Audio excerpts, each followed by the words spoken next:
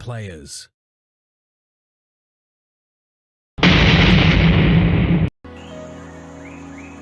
I am not gay.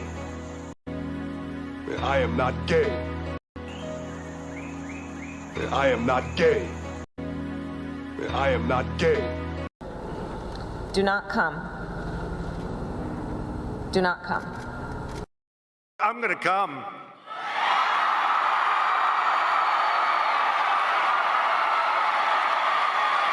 Oh. Has she gone or is she here? Kathleen Kennedy's employment status is queer.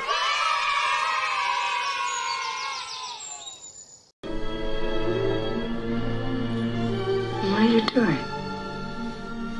Adjusting your breasts. You fainted and they shifted all out of whack. There. Thank you. You're welcome. It's really ready to go.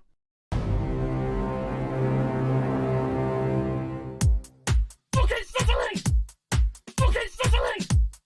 Okay, Cicely!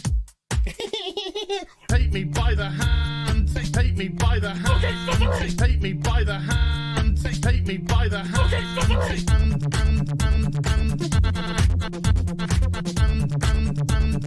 He, him, they, them. He, him, they, them. Some people just call me Fluffy.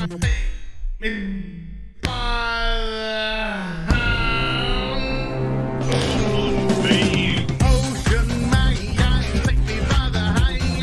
Ocean man, what the fuck is he wearing? It's not Halloween. Ocean man, take me by the hand. Ocean man, fuck is sizzling. Ocean man, take me by the hand. Ocean man, oh my god, am I bending the cat? Ocean man, take me by the hand. Ocean man, oh my god, like yeah. Ocean man, take me by the hand. Ocean man, hey darling, you can smile more. Ocean man, take me by the hand. Ocean man, that's what we fucking do. It's fuck off. Ooh, take me by the hand. Ooh, Mr. Ocean Man. Ooh, take me by the hand. Ooh, Mr. Ocean Man. Yeah, she is all gangrenous. That's cute, you massive fucking soy cup. He, him, they, them. Superficial bollocks. He, him, they, them. Spider monkey fucker. Some people just call me Fluffy. Holy shit. Yard, yard, yard, yard. It's Captain Gay. Yes, of course it's Captain Gay. Yard, yard, yard, yard, yard, yard, yard. It's really ready to go. You're some Hollywood horse bitch. Ocean man, take me by the hand.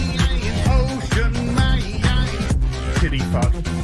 Ocean man, take me by the hand. Ocean man, fucking sizzling. Ocean man, take me by the hand. Ocean man, I'm gonna make wad of your main balls. Ocean man, take me by the hand. Ocean man, oh my god, like yeah. Ocean man, take me by the hand. Ocean man, beat him into submission. Ocean man, take me by the hand. Ocean man, Ocean man, take me by the hand. Ocean man, yada yada yada yada. Ocean man, take me by the hand. Ocean man, you got me. Ocean man, take me by the hand. Ocean man, so fucking crazy. Ocean man, take me by the hand. Ocean man, fuck off. Fire, fire, big pants flyer. One of them. So that went well. Let's move on. She's like, it's so. Oh look, what a coincidence. God damn, I hate this thing. I can't say the word tampon. There is nothing I love more. Taking my headphones off, fuck that. Bethesda, there is nothing I love more than to fire up a brand new RPG, lose myself. Sorry, did you want to get immersed in our world? Yeah, well, guess what? Fucking pronouns! I love nothing more than to be dragged out at every fucking conceivable opportunity so you can fucking current day us. Current fucking day! Fuck off! We can't see past our own fucking reflection. That's the level of our narcissism here at Bethesda Twat Waffle. That's all you fucking are. Twat Waffle. Fuck off. Fucking gender ambiguity. Fucking current day Californian shit. Cause that's all we fucking know. Cause we're boring. We're so fucking boring. You're boring. You're fucking dull. You have nothing to say. Fuck your immersion. Guess what? Fucking pronouns. You take everything we love and you just can't help. Shovel your bullshit fucking crap ideology into everything. Every single solitary fucking thing.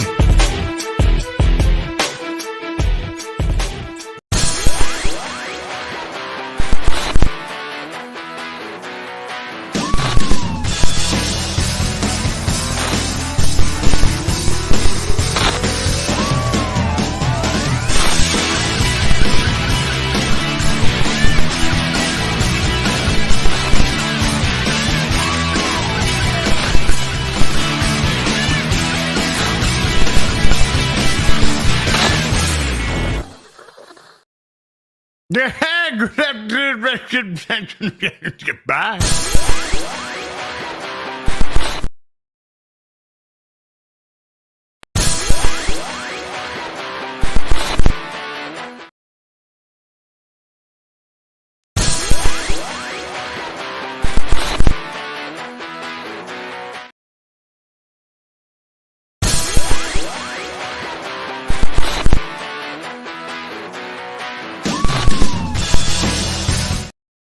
Hello, good morning, good afternoon, hello, welcome to Afternoon Tea with us. How y'all doing? Oh.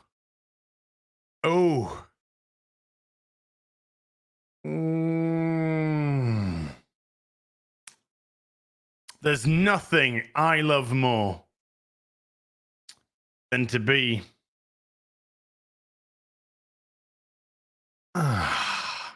can't let that bit get away now, can we?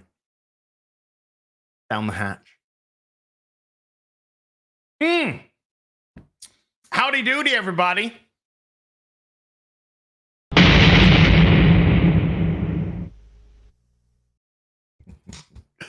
Last week, we had the wonderful 1 year celebration of what is now referred to as the Starfield rant. Has it been a week since that stream? Has it been a year and a week since that rant? Life? Wow.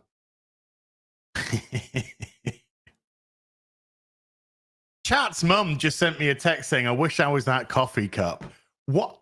Why? Chat, sort your missus out. Sort your mum out. Sort her out. Come on.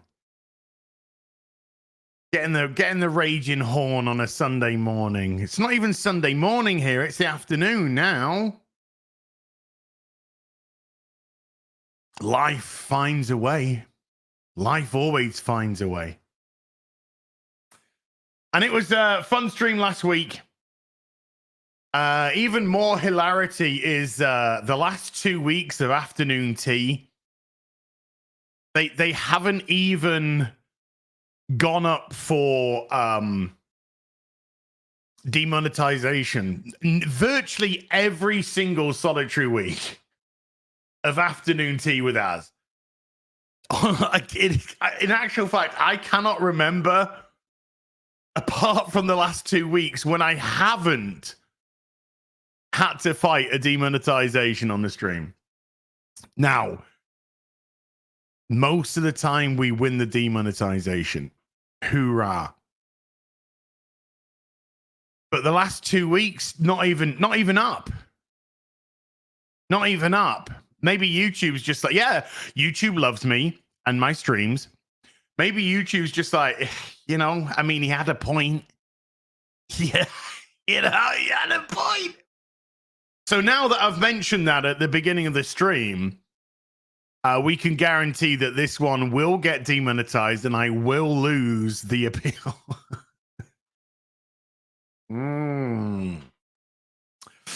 Yeah, I know. Do better. I know. I gotta do better. I gotta do better, chat. I gotta do better. I gotta do. Speaking of doing better, I didn't get the old brushy poo on the beard. Come on now. Do. No, I did.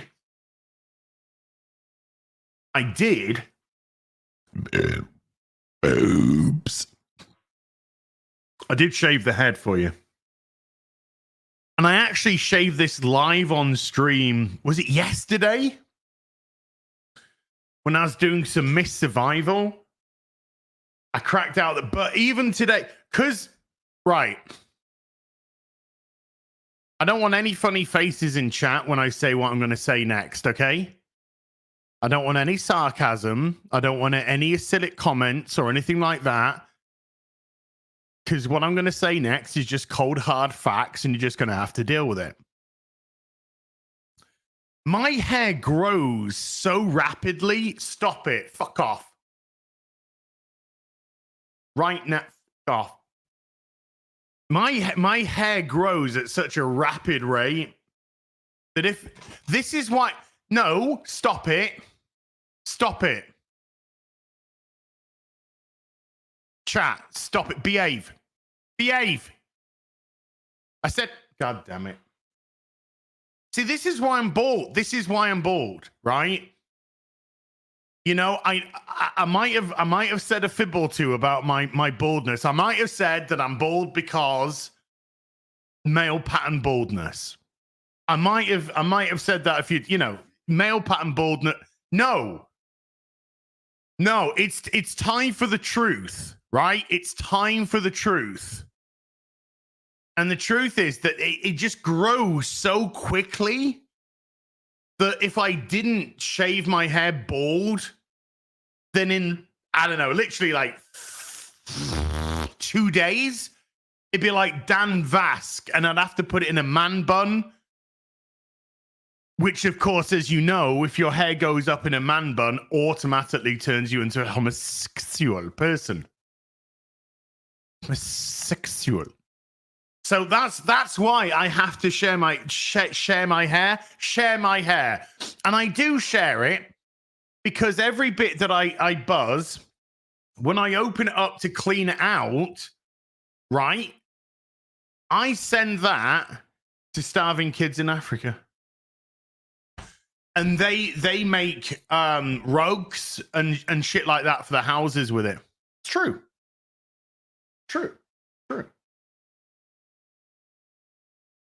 So I do every day it's got to come out. Not that. Although every day it's got to come out, you know. Get the old, you know, and it just got to. You see, I already you see, you can't see the back, but there was a ponytail already beginning to develop. There was a ponytail already beginning to develop at the back there. You couldn't see it. You're just going to have to take my word for it. Just going to have to take my word for it. Look at that.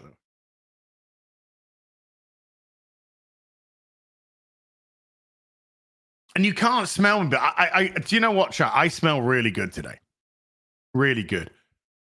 I'm fortunate enough to have a few different aftershaves in the cabinet. And today I went, do you know what?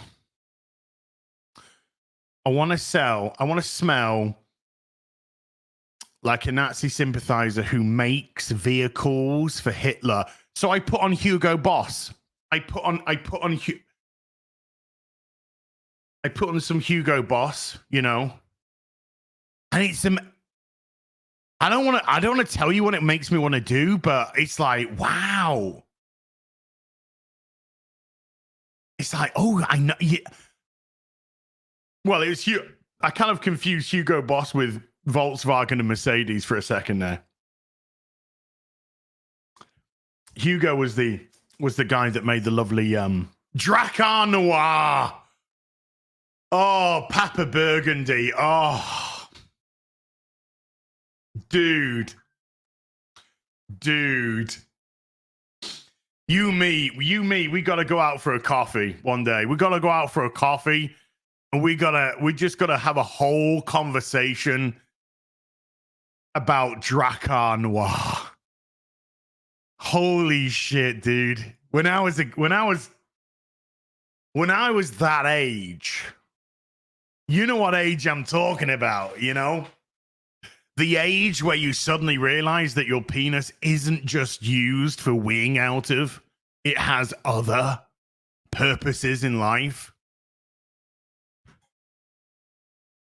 And you start going to the little dances, and you start going to the the parties. Hey, my parents are out. Do you want to come round for a party on Friday night? And everybody gets invited. Everybody from the school gets invited. Well, your year, they all get invited. And you're a kid. You've got no money. Hey, Saskas, how you doing? I'm giving away all the trade secrets now.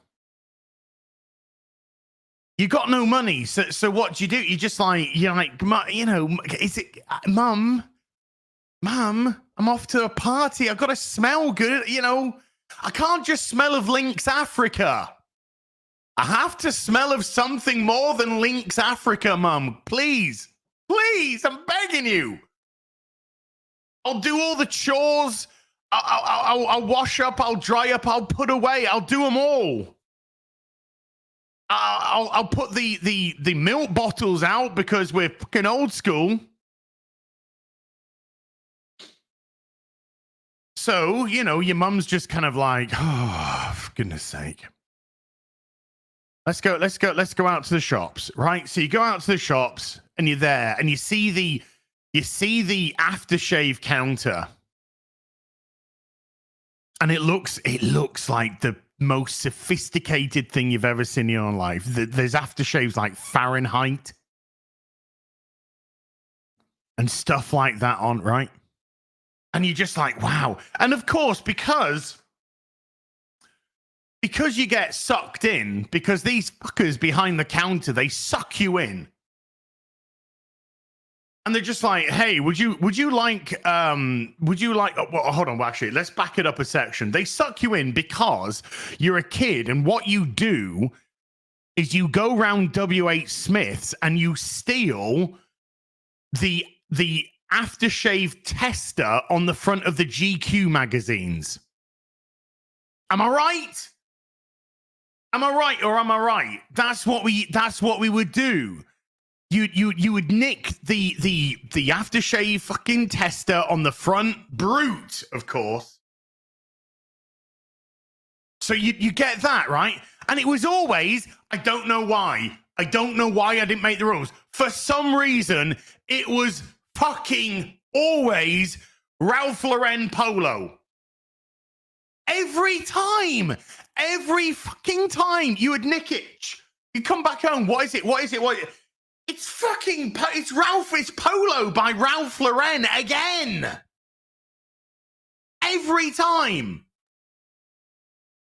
Well, that's our theory. You can't steal something that's free. Yeah, but it's free with purchase. So you go back home and you've been living on a diet of Ralph Lauren polo testers.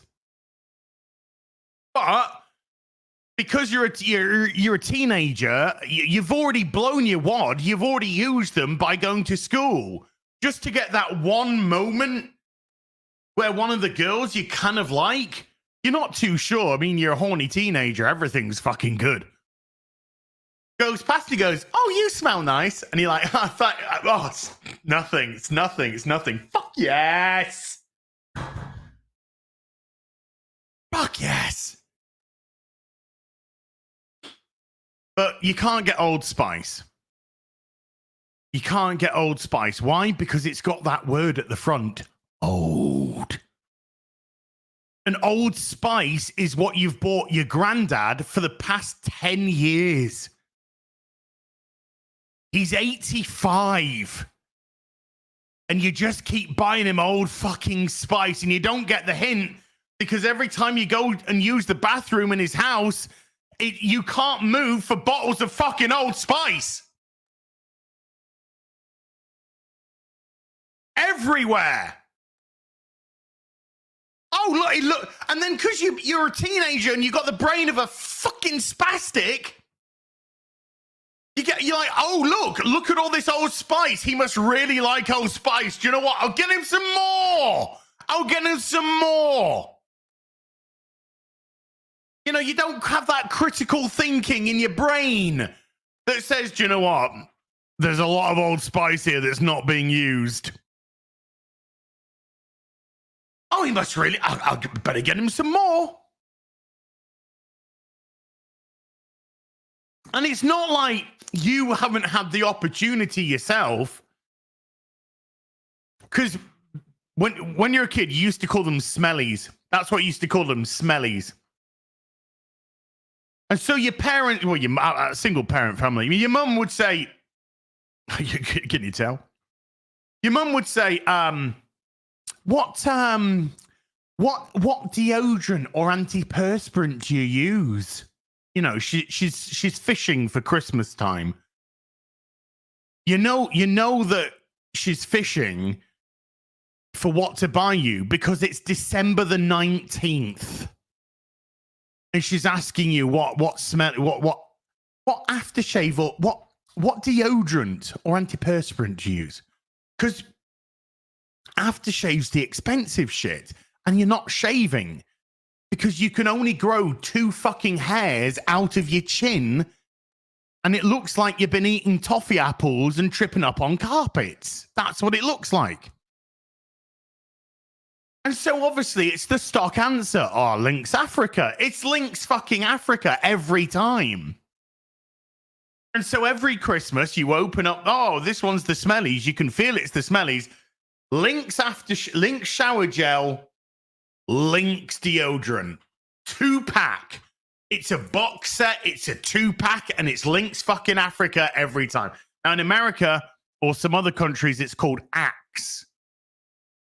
Because you should just fucking kill yourself when you get it. But now let's bring it all the way back now. Now, because you're going to this party, you need an aftershave. And so your first idea is I need to get what Ralph Lauren polo? Java. Lynx Java. Now, okay, we found the posh twat in the chat.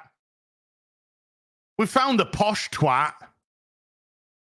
This person could afford Lynx Java or knew how to get hold of Lynx Java. Well, that was like the holy grail of Lynx. That's what that was. Oh, what you wearing? Oh, got Lynx Africa on. What are you wearing? Oh, got Lynx Africa on. And then the fucking rich kid, the posh kid, would come in. He'd be like, wait a minute, you don't smell like Lynx Africa. What's going on? And he'd be like, oh no, I'm wearing Lynx Java. And he'd be like, well, he's going to get all the fucking pussy. Fucking twat. Fucking bastard. And you know how there's this myth that when you go to parties, there's groups of different people and they're there because of their social status within the school. So if you were like the part of the nerdy kids would be in one section. The sporty kids would be in another section. No. Do you know what it was? There was a group of fucking Lynx Africa, right? And then there was everybody else. That's how it actually fucking went down. Lynx Africa, fucking smelly people. That's how it went down.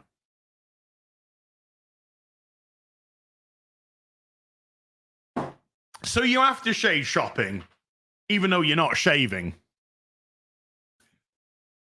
And you just like, your mum's just like, well, what you know, do you know anything that you like?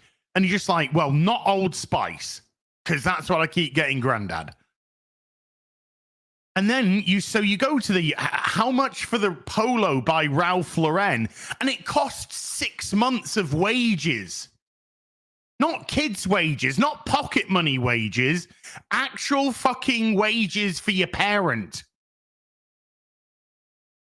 And the only thing that's going on in your head when they tell the price is that you are desperately trying hard not to make your mum embarrass you in front of the woman behind the counter by saying, I can't afford this. You just, please don't do that.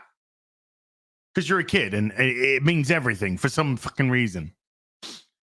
But your mum also knows this. She also knows this. So she just looks at you and what do you get? You get the raised eyes. You get the, how much is that? That's 6 months wages for you. Okay. And then she'll look at you and go, you get the eyes.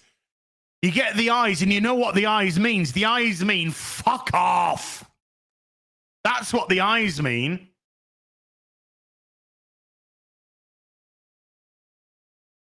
So you know, there's an unwritten language between the pair of you. So what you do is you both go, okay, and you both pretend, both you and your mum, that you can if you wanted to, but you're not gonna. Yeah, I mean, the polo by Ralph Lauren, it's nice and everything, but how much is that really affordable that I can see from here? Dracar Noir.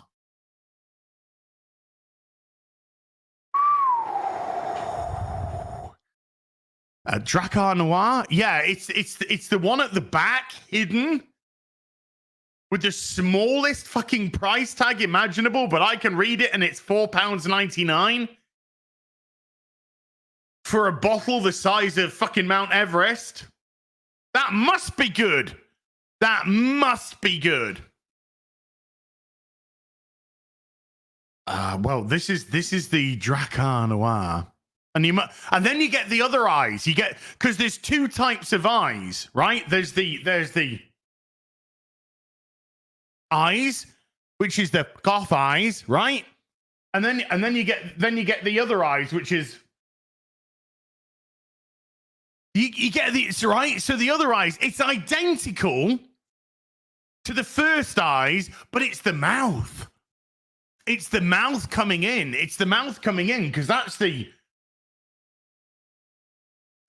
oh, we could do that, eyes. We could do that. And so you end up leaving with a bottle of Dracar Noir. It's about that big, that fucking wide. It's literally just a matte black bottle, and it's just got Dracar Noir. Right. But that's only half the battle. That is only half the battle, right? Because now you've got your aftershave, okay? So you go home, you shower, you put on your antiperspirant, okay? Because you don't want to sweat. And you're putting it in all kinds of places, you know? You're right. That, yeah, and that. That's like your standard, but you're rubbing it on your fucking balls, you know? You're rubbing it here. You're sticking it everywhere that you could get nervous. Everywhere. Then, of course, you apply the Lynx Africa. Now, what you should do is shh, right? But you're also a fucking retarded teenager. So what you do is you shake the Lynx Africa and then you go shh.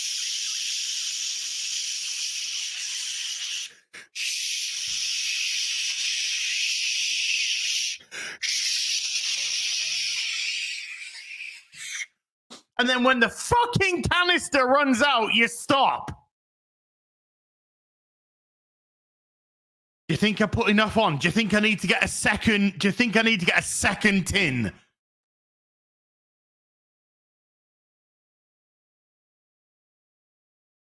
No, okay, no, you've actually just run out because that's the only one you've fucking got. Now you've got to wait till Christmas. So you've plied a whole fucking tin of Lynx Africa on you. You stink like a literal whore. And you haven't even touched the Drakkar Noir. It is. It's like painting. It's like, here's the fucking undercoat. Now here's the second coat, and here's the fucking touch-ups. You'd be better off just getting a fucking paintbrush with it.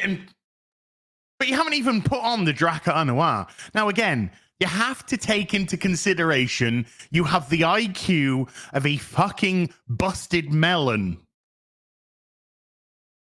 So you don't understand, like, today smelled delicious, of course. That smelled like a Nazi clothes maker, right? But you get with the after. Shh. There you go. 3. I do 3. Douche, douche, douche. 1, 2, 3. Bang. Boosh. Done.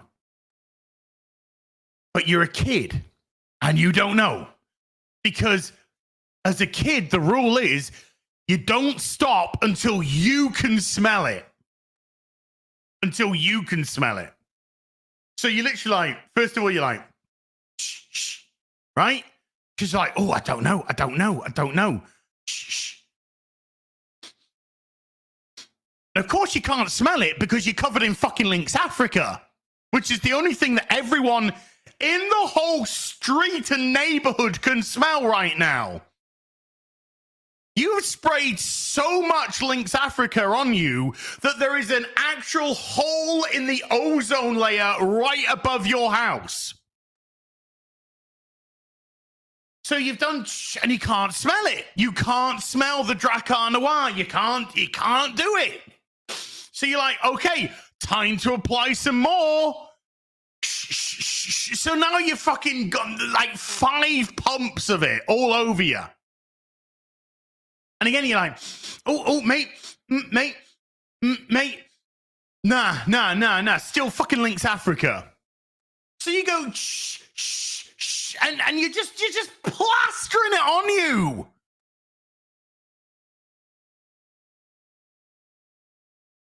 But now, after the final 58 pumps, you're kind of like, oh yeah, I can smell that. Oh God, I wish I smelled like Lynx Africa instead. So now you're ready to go to the party. You go downstairs. Your mum's, she's, all she's worried about is you getting drunk, smoking, and having unprotected sex. That's all your mum gives a shit about. So she's not even checking for smell. She knows you're going to smell like a whore's handbag. So she's just like, be good. Yeah, just be careful. Be back by 9 o'clock and don't have unprotected sex with girls.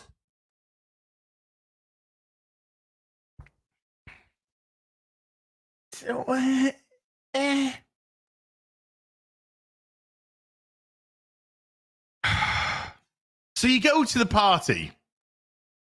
Now, your mates can't tell you that you've overdone it with the aftershave and deodorant. Why? Because they've also done exactly the same, and everybody that you are hanging out with has currently lost the ability to smell everything. Your smell receptors, sensors, they're fucked. They're on life support. They don't know what the fuck is going on here. They got too many smells to try and compute, so they just shut down. Shut down. So, and then you kind of go to your mate, what do you reckon? Are you doing this? You're doing this body language. You're doing this. You're sticking your fucking neck out at everyone. What do you reckon? What do you reckon? What do you reckon? What do you reckon? And then everyone's just like, they're leaning in and going, I can't smell anything. So you're just like, fuck, I haven't put enough on. Because everyone's fucking sense of smell's been destroyed by fucking Lynx Africa. can't smell anything. So you gotta wait there. So you run back upstairs for the final squirt. And because your mate said you can't smell anything, it's like shh, shh, shh, shh, shh, shh, shh. And that's it. That you can lit the fucking ceiling is coming in on itself. It's melting. Oh. So you go back outside, and because you've squirted a fucking metric ton of Drakkar Noir all over yourself, then you go, what do you reckon now? What do you reckon now? And there's so much on now. It's you become the dominant smell in the group. So your mate finally goes, it's all right. And that's it. The biggest fucking compliment you could ever get from your mates. Yeah, it's all right. Yeah, it's all right. Fucking A. Woo! Fucking A.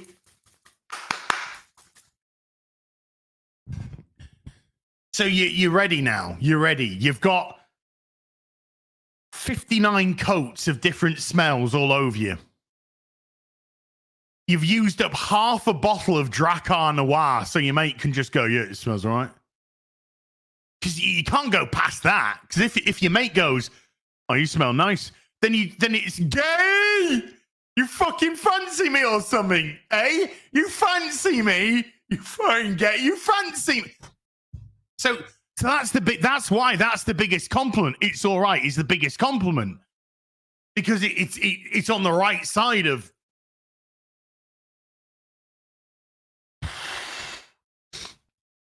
So you go to the party, right? You're in the best state that you could possibly be. You've got your threads on. You smell like God knows what, a chimera of smells. So what do you do? What do you do? Do you just head on straight over to the girl that you fancy? You head on over to her and just go, hey, how you doing? Are you all right? You know, hey, good to see you. I didn't know you were going to be here. You know, all the fucking cheesy chat. Do you do that? Of course you fucking don't. That would be logical thing to do. So what do? You sit in a corner with your mates for 4 hours! For 4 fucking hours! Doing nothing, looking and saying to yourself, maybe I need to pluck up the courage to say hello.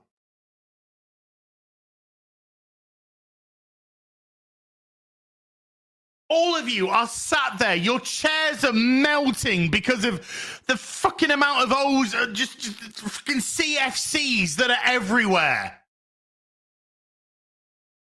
Fucking paint is coming off the walls next to you.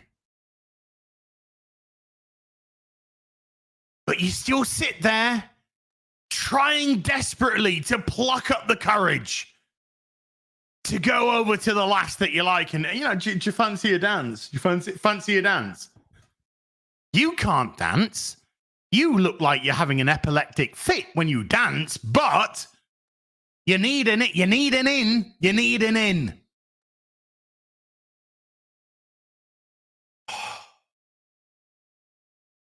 So after 4 hours of sat on your ass, after 3 of your mates that have gone off and they've actually fucking scored, and it's you, and you realize if you don't get up and do something, you're going to be left with the fucking weird kids. And then it's going to dawn on you, go, wait a minute, am I a fucking weird kid? So that's the only thing that gives you the motivation to get up and go over to the fucking girl. It's like, wait a minute. If Steve and Dave go, that means I'm left with fucking Ryan and Jeremy. And they're the weird kids. So you're just like, I gotta get up. So you're just like, okay, so you pluck up the courage, you literally psych yourself up. You get up, you fucking.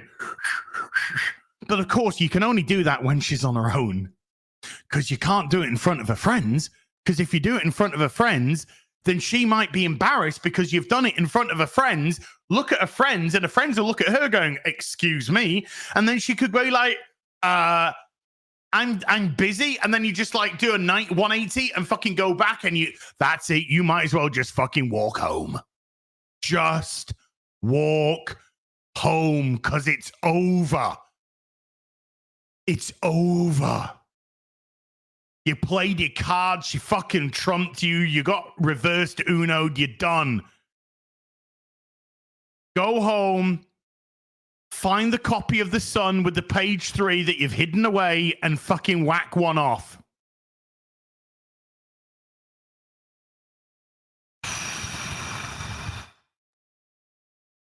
Oh, this week's Sun had Donna Ewan in it, and she's got a massive pair of tits. Okay, we can do that. We can do that. So she's just moved off onto her own, so you go for it. Boosh, quick, bang, bang, bang, bang, bang, bang. Like a fucking Panzer tank. Sorry, it's the Hugo Boss in me. It's the Hugo Boss I'm wearing. It's putting things in my head. Fucking blitzkrieg right over to her. And they're just like, you're right. And she turns, and do you know the first thing she does? She doesn't say hello. She doesn't reject you. She doesn't reject you either. But she doesn't compliment you. Do you know why?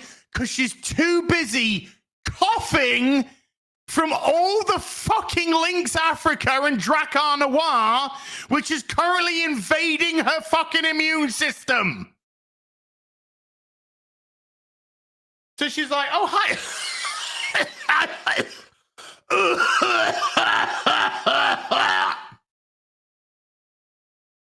Now, because you haven't been rejected immediately, you're taking this fucking asthma attack that's happening in front of you as a positive. But she's been polite, and you're just like, you're right. She's like,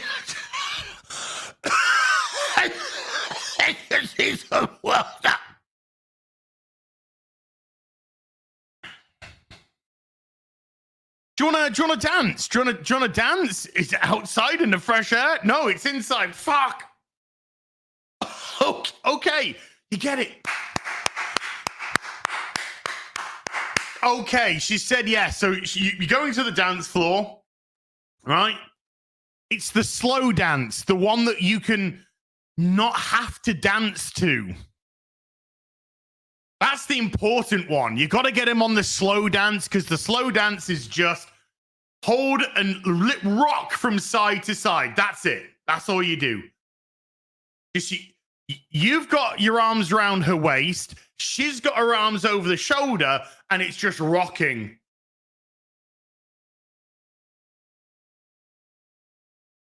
Now, you could say, well, that's nice. That's lovely, isn't it? That's cute. You could fall asleep to that. It's just lovely and rhythmic. And no, of course you can't fall asleep to that. Why? Because you stink like a whore. It's like you've had 2 smelling salts surgically implanted into your nostrils. Of course you ain't gonna fucking... Now, she's actually got you like this, though.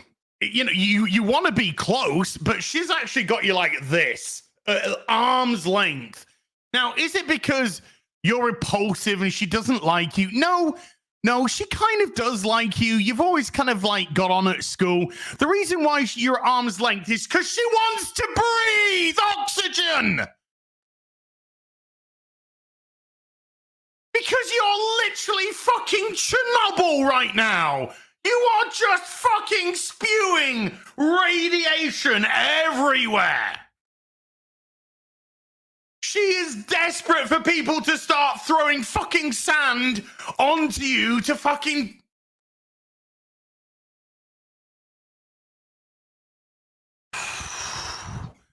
and you're there, and because you got the slow dance going, because you've got the slow dance going, you're happy.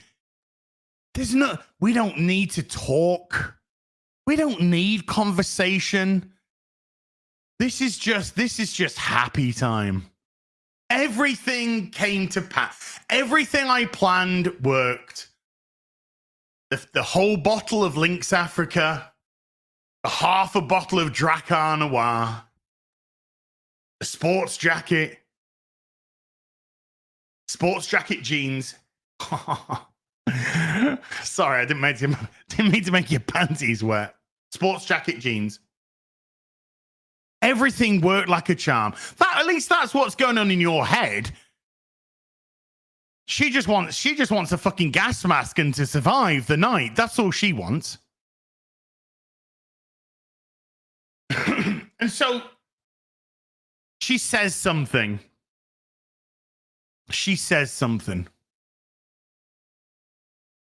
And it is both the nicest compliment and also the biggest kick in the nuts that you could possibly fucking imagine. How can that even be?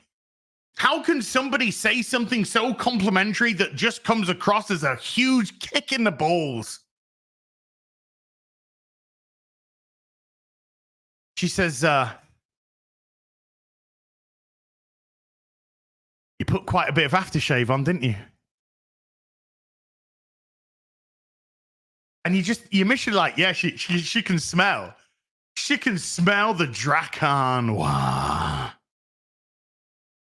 She can smell the Drakkar Noir. But at the same time, it's only then, at that moment in time, that you realize you might have fucking overdone it a wee bit.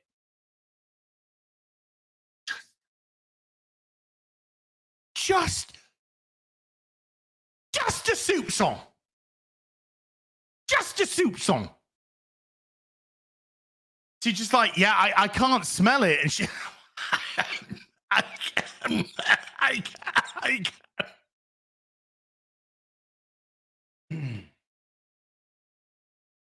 And then the slow dance ends, and the worst thing imaginable happens. The lights in the house come back on. The parents turn the lights on. Okay, everyone, thanks for coming. Thanks for coming, everybody. Your parents are here to pick you up. And he's just like, wait. That's it. That's it.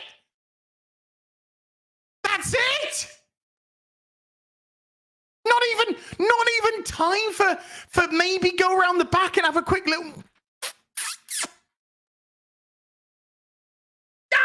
Damn it! So it's time to go home with your mate. So you gotta go. Oh, I'm gonna go back with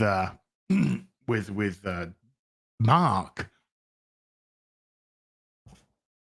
And then so you go looking for Mark, and you're looking around. You're like, "Where's Mark? Where's Mark gone?" And you go around the back of the house, and Mark is snogging with the girl that he wants, and you're just like, "That fucking asshole! Fucking asshole!" Mark, it's time. It's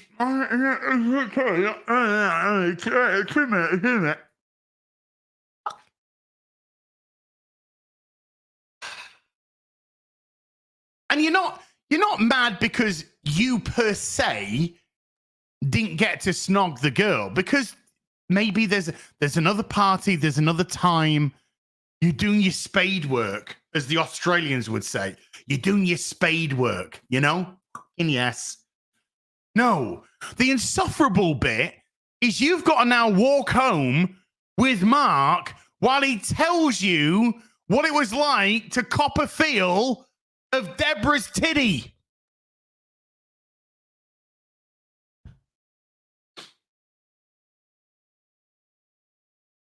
Do you know what it felt like? No, I don't know what it felt. It felt like a water balloon. It felt like a water balloon. What the fuck does that even mean, Mark? What does that even mean? It felt like a water balloon. woman's breast does not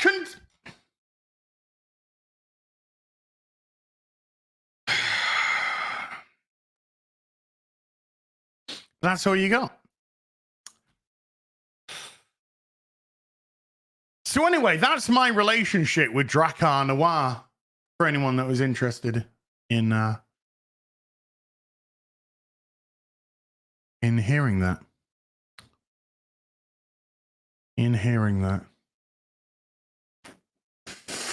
Anyway, okay. Okay. Welcome to the show. Welcome to the show. Great story. Thank you. Saskers. Boobies. You know, it was tough being a teenage boy. That's all I'm saying. You know, there are people out there, they live in certain countries, war-torn countries. They don't know. They don't know half of the issues, what it's like to grow up in the West as a teenage boy. No idea. No idea. Don't even know they're born. Right, before we go into the Borderlands stuff, let's just have a look at because some of you guys and gals have been a little bit sexy. So let's have a look. Teletron 69 with a $20 says, are you going to see Transformers 1? God no. Oh God, no. I just got out of a super early Saturday showing, and as a Transformers fan from the 80s, I can say it was fucking great. Highly recommended. You lie. Cool popcorn bucket too. Dude. Well, your name's Teletran, so, you know, I gotta love you for that. And it's $20. That is a heck of a big super chat. So thank you. I appreciate that. But my God, Transformers 1, I swear to God, you're baiting me to go to the cinema to see one of the worst films in the history of fucking mankind. Now, if you are, kudos. To pump $20 into that, kudos. But those trailers are some of the most embarrassing trailers I've ever seen in my life.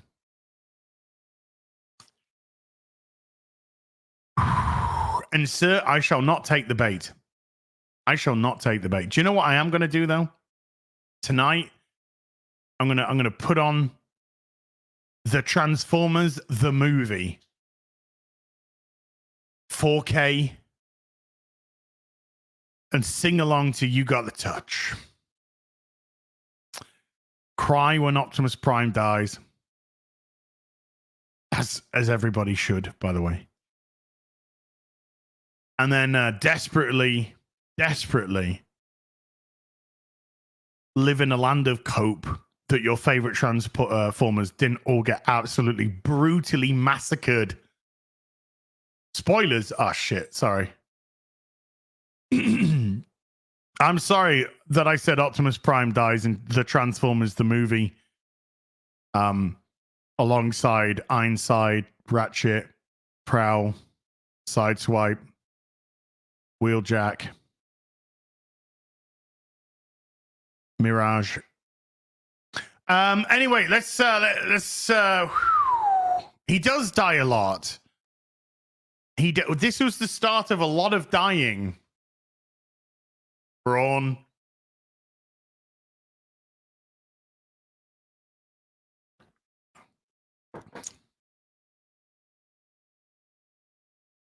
Yeah. Yeah, the movies. Yeah, that actually, Luigi's actually correct. The movie's 38 years old because the movie came out in 86. But the first Transformers cartoon came out in 84. So even though we're celebrating the 40th anniversary, the movie is actually 38 years old.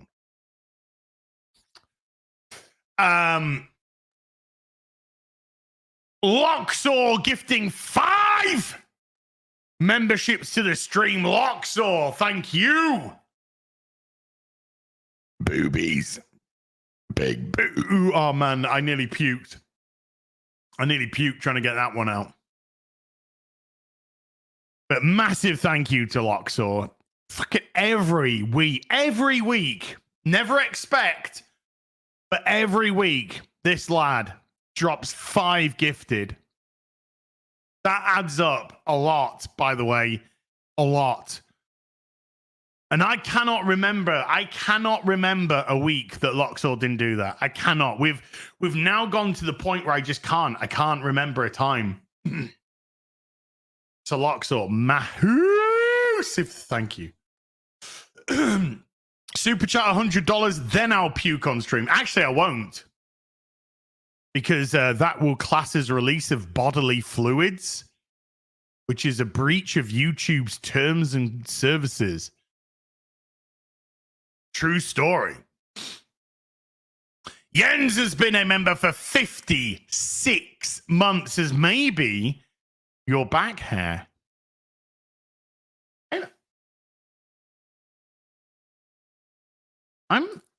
No.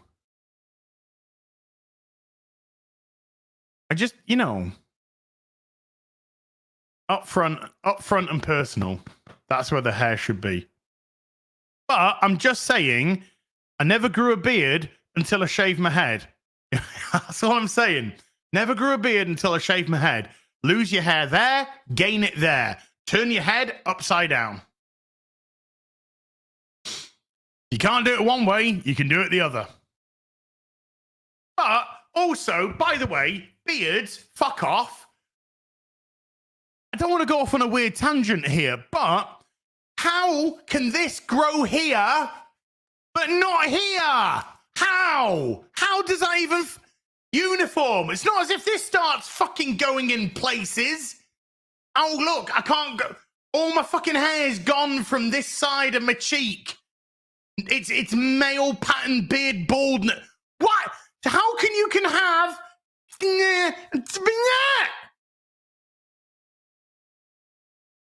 I don't want biology, please. I don't want biology. I don't want some scientific explanation that talks about the blood flow and why it can't read. I don't want that. I want the fucking... The don't think, low IQ. Why?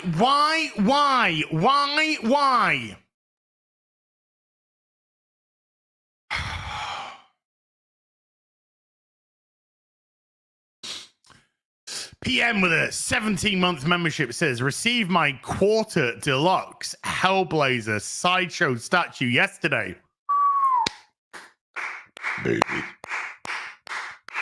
I am a very happy camper. Love your 1 in 4s. Thank you. I mean, I got my beautiful 1 in 4s here and downstairs, and I've got my beautiful 1 in 3s here.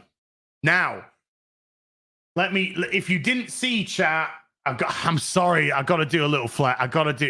I know this is a flex. I would apologize, but I'm not sorry. I'm not sorry. I gotta show you a picture that I posted on social media. Here we go. I posted this up on social media yesterday because I rearranged my 1 in 3 Batman statue. You can see my Batman Arkham Asylum. Well, that's Arkham Knight Batman. That's a 1 in 10. That Rodimus Prime and that Bumblebee, they're both 1/10 scale. But I posted this up on the social media. Yes, look. Oh. This is this corner here. This is this corner here. 3 Batmen, 3 different people.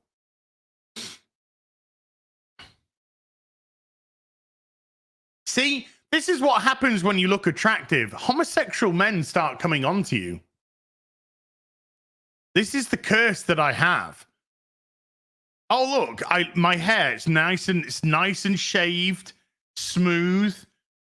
And then what happens? Homosexual men come into the chat, start coming onto me. Unbelievable. So here we go. 3 Batmen, 3 different people. We got Jean-Paul Valley in the Azrael Batman costume. Terry McGinnis in the Batman Beyond. And this is huge, this, ladies. That's what she said. This is huge. This is here. Get the cursor in. That's your Jean-Paul Valet. Here's your Terry McGinnis. This base here is ginormous.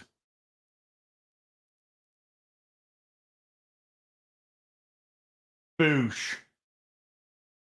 Wow. I am not a homosexual man, but can I come on you any? Wow. We can discuss a price later.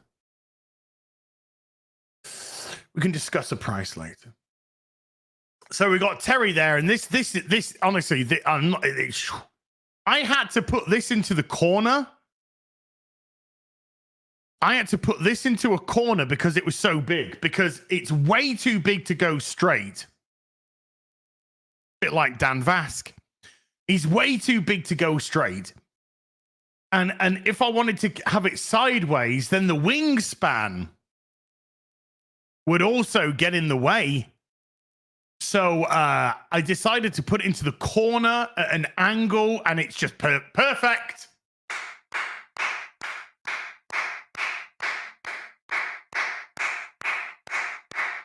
Perfect. And then we, of course, have got the Batman from just there, from Arkham Knight. Beautiful. And that's Bruce. Brucey boy. I interrupted a Naruto episode to come here and be insulted. Correct. You're welcome. You're welcome. Boobies. Muscles in the shellfish. That's a heck of a comment right there. So yeah. Sorry to go all flex on your chat, but I mean, wait. I totally didn't mute the microphone to fart.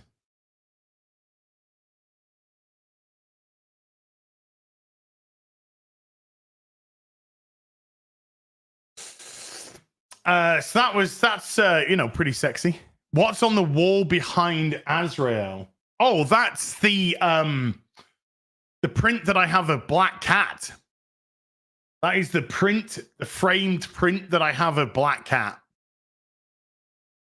And then next to it is the framed picture from Detective Comics 701, page 11 from Detective Comics 701 that Graham Nolan, sent to me and signed it to me. The only one in existence, because that's the one that he handed in to DC in the 90s to go into that book. And he sent...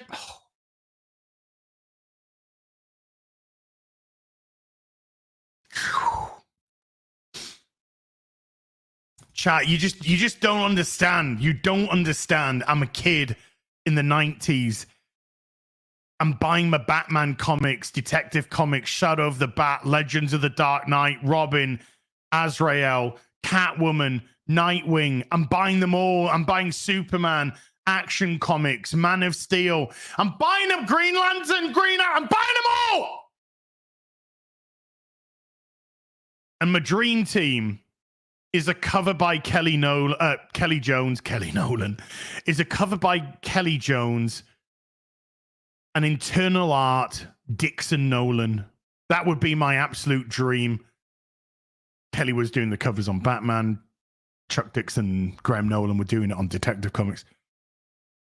Kelly was also doing interiors to Batman. Kelly also drew me a picture. That's in my bedroom. But just imagine reading these as a kid. And one day in the future, that artist, not only would you have him on a stream, of course, you wouldn't be able to comprehend his stream. You would be on a string with him, chatting away to him, but he would send you an actual page from one of the. That's going into my fucking coffin when I go. Fuck anyone else having it. That's going in my coffin.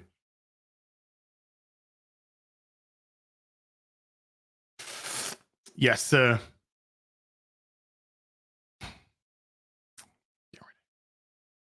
Yes, sir. Yes, ma'am. Yes, sir. Yes, ma'am. Where did we get to? Life-size Tifa doll. Yes, please. I could do that. I mean,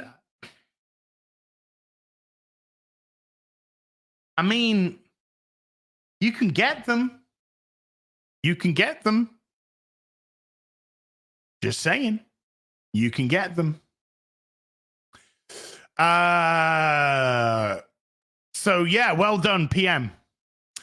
Speaking of gay carpenters that aren't Dan Vask, but a $5 says no YouTube ad money, then let it rip as. Tell us what you really think. I am rather shy, gay carpenter.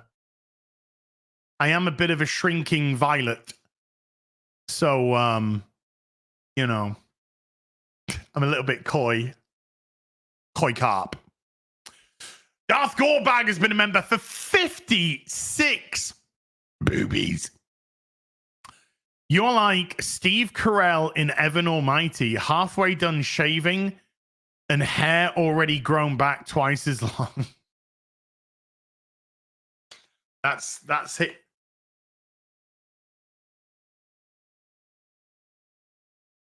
That's here. That's here. Oh, as not to be old, we are baying at ancient history to remember the good old times. I mean, there were good days. They must have been good days because we can still look. I can still remember them. I can still feel them in my body. Or maybe they've just stuck with us because, you know, neurosis. Kevin Hunts with a 50. How you doing, Kevin? Good to see you, bud. You do Old Spice on your pits and one down your ash crack. Why you leave FNT? Sad, but looking good, brother man. Thank you, Kevin. It was just four and a half years of late nights. And it wasn't just like a late night. You can't. FNT is a very energetic show, so even when the show's over, it takes you a couple of hours or more to wind down, get the adrenaline out the system. By which time your Saturday's been a bit fucked. So after 4.5 years, I thought, mate, it's time. I did a whole video on it, dude. Did a whole video on it. I know. I'm sorry to you guys and gals that miss me. Who knows? Maybe wank it out. Sometimes you just can't, Sammy. Sometimes you just can't. Sometimes you just can't. It doesn't happen like that. And then you go into the post-wank sleep, but it's not a proper sleep. It's like a nap. And then you wake up even more awake. But you know, if I was on a more conducive time, I would 100% be open to returning. But 4.5 years as an actual member of the fucking UK, you fuck off, everyone.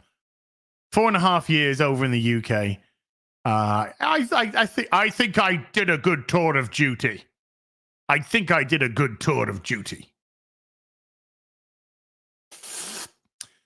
Draconic Ice Mage with a 5 gifted. Thank you, Draconic Ice Mage. Woof. Appreciate you. The Raven and the Right. Why? I thought they were banned. 2 seconds. Hold on.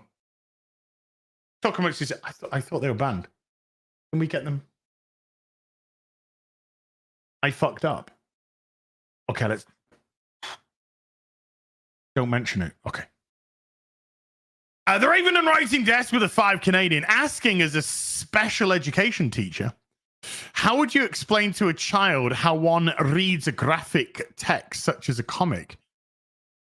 I must explain step by step. How to explain? I mean, the classic way would be to go from panel across, down, across, down, across. That's like the standard. It's quite rare that you do a double splash where you go all across and then all across, then all across. And it's the higher you read the higher bubbles first, and then the lower bubbles second. So the text which is at the top is the text that needs to be read first, and then the text that's at the bottom is the text which needs to be read second. That's the best way that I can explain it. Kevin Hunt with a 50 says, did you transplant pubic hair onto your...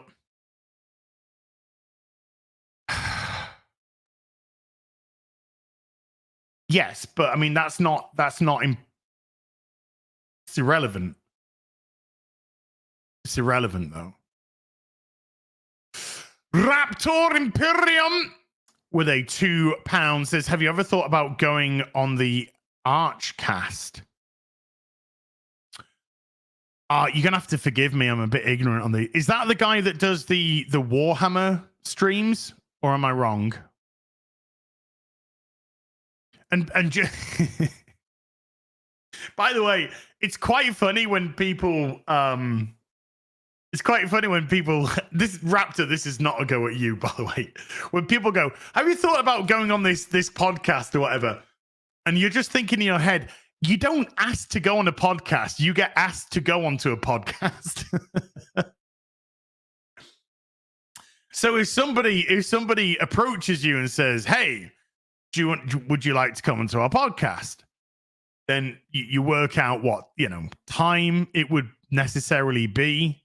I mean, what you could do is you could be an absolute piece of fucking shit, scumbag, narcissistical, fucking dog shit wanker of a human being. Ask you to go onto a podcast that starts at 3:00 in the morning your time, not bother with it, and then try to destroy your life because you're such a dog shit piece of shit.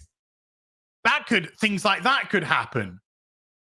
And then get fucking outed as a bullshitter. I mean, that could happen. Things like that could happen. But in terms of a podcast, people approach you and they say, "Hey, I'm actually gonna do a podcast on Thursday.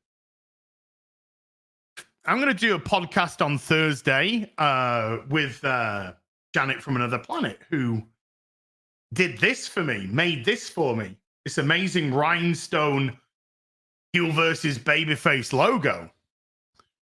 And they're over on Central Time. But we're gonna adjust the time so it's gonna be conducive for me in the UK to do the podcast.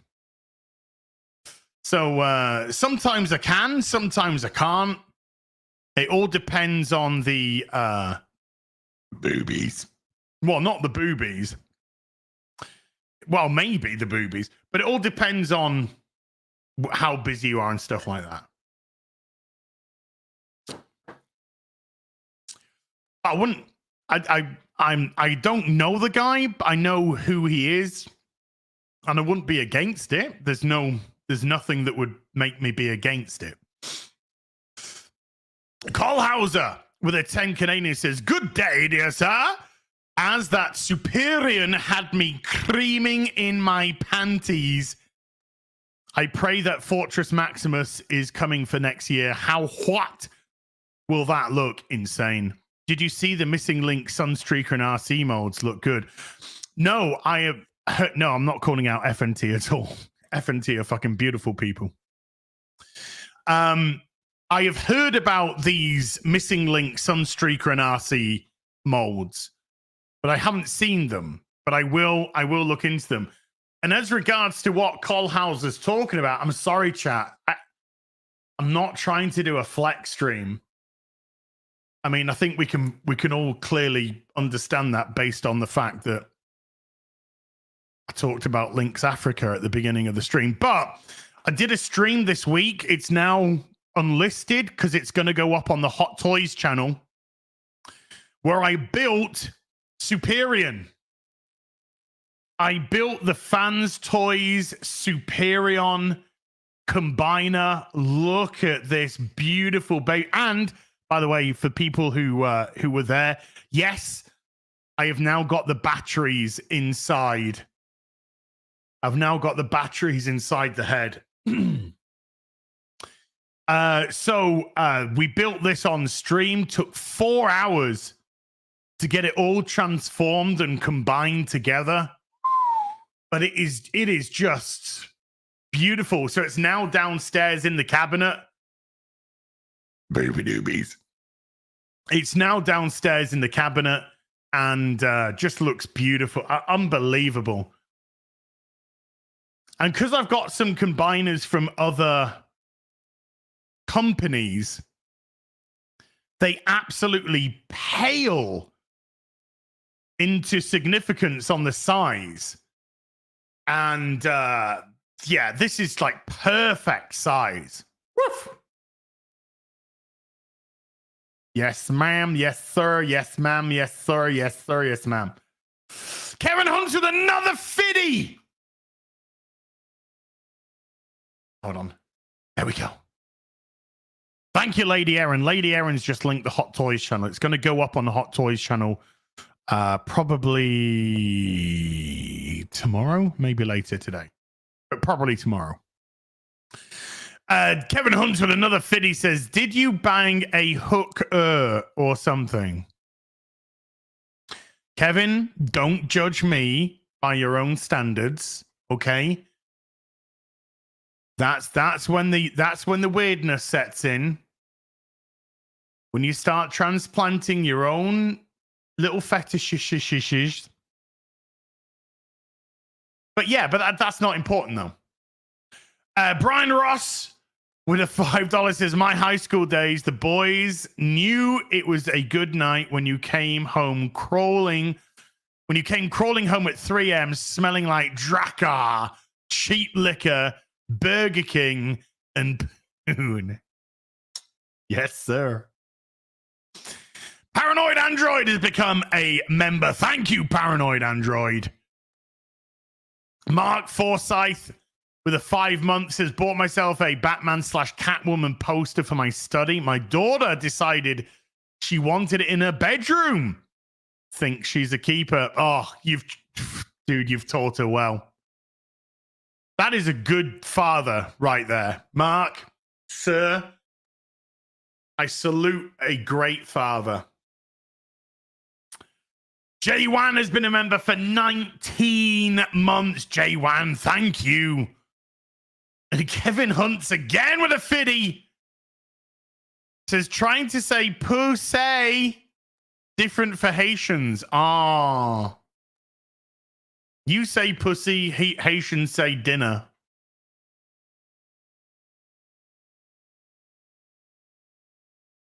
Anyway, moving on. DB with a £2 says, as did you then give Mark a dead arm? Only way. No, you just have to listen to the blow by blow account of the night. Real life, and then the smug smiles. The smug fucking smiles. Oh wait, anyway. Real life fake wizard with a $2 says Optimus Prime died to bring us Prime Day twice a year.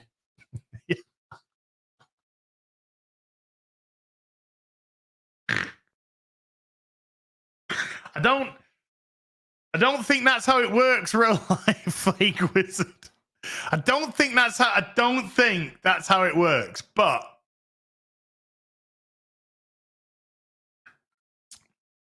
maybe you're right. Maybe you're actually right. Cole Hauser with a 5 Canadian says, thanks to Transformers and G.I. Joe, I didn't notice girl still has 19.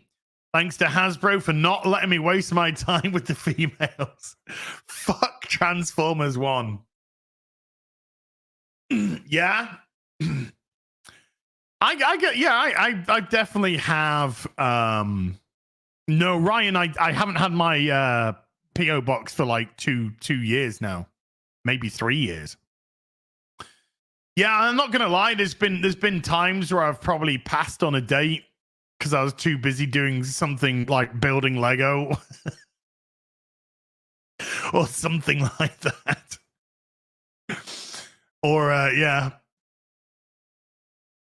It's just the way it is, you know? It's the way of the world, Bubbles. Just the way of the road, Bubbles. Paranoid Android gifting 5 memberships to the stream. Paranoid Android, thank you. Thank you.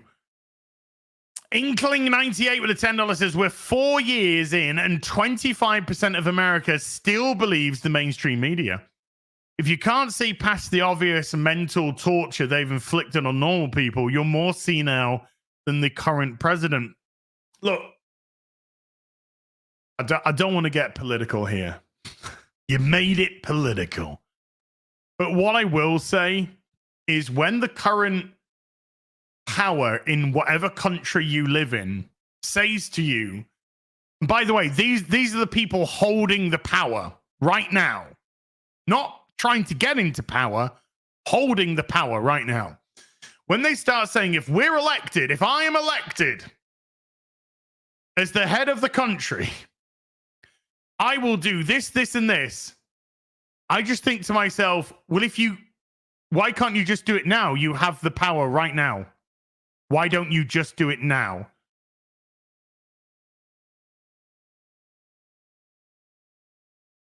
You could have done it. You could have done it before, but you didn't. And now you're trying to use it as a carrot to get. But you're the one in power.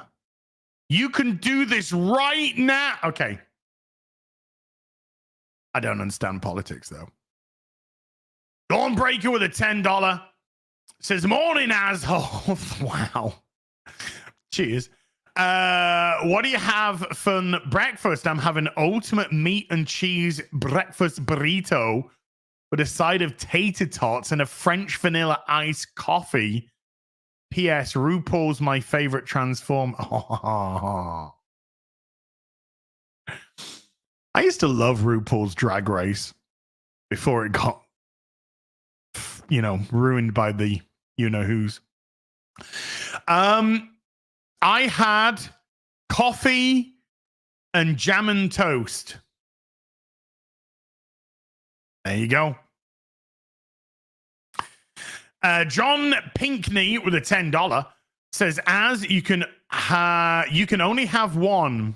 Gabrielle Drake, Lieutenant Ellis from UFO, or Matilda May from Lies. Matilda May.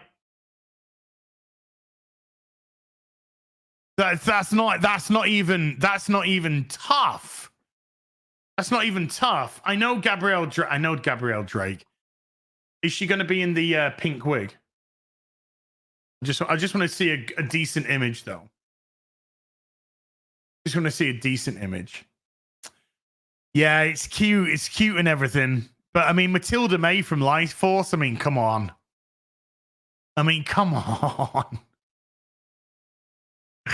Life Force did so much for me as a kid. You're there. You're a horny little teenager. Was I a teenager when Life Force came out? I don't think I was a teenager when Life Force. You're a horny little preteen. And Matilda May gets up from the desk. The gown drops down and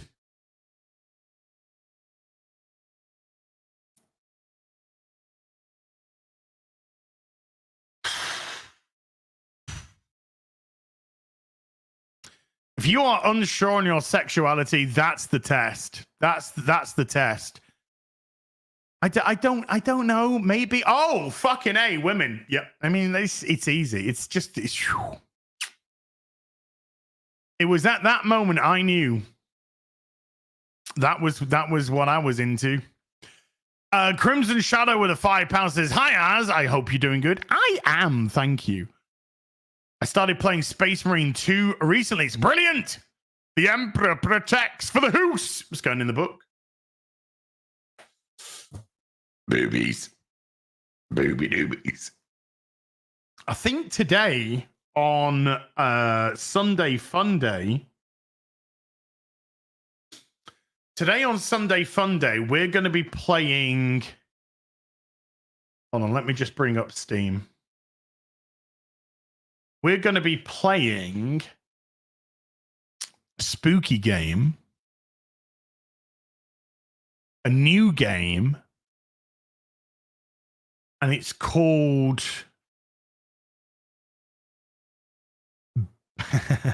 Backrooms Escape Together.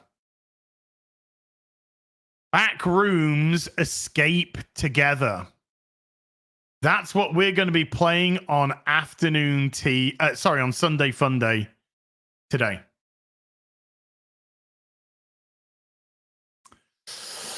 Patrick C's been a member for a month. Patrick, thank you. Put the book back. Jaded Fat with a $20 says hair migrates south to provide better traction. Yes, sir. Yes, sir.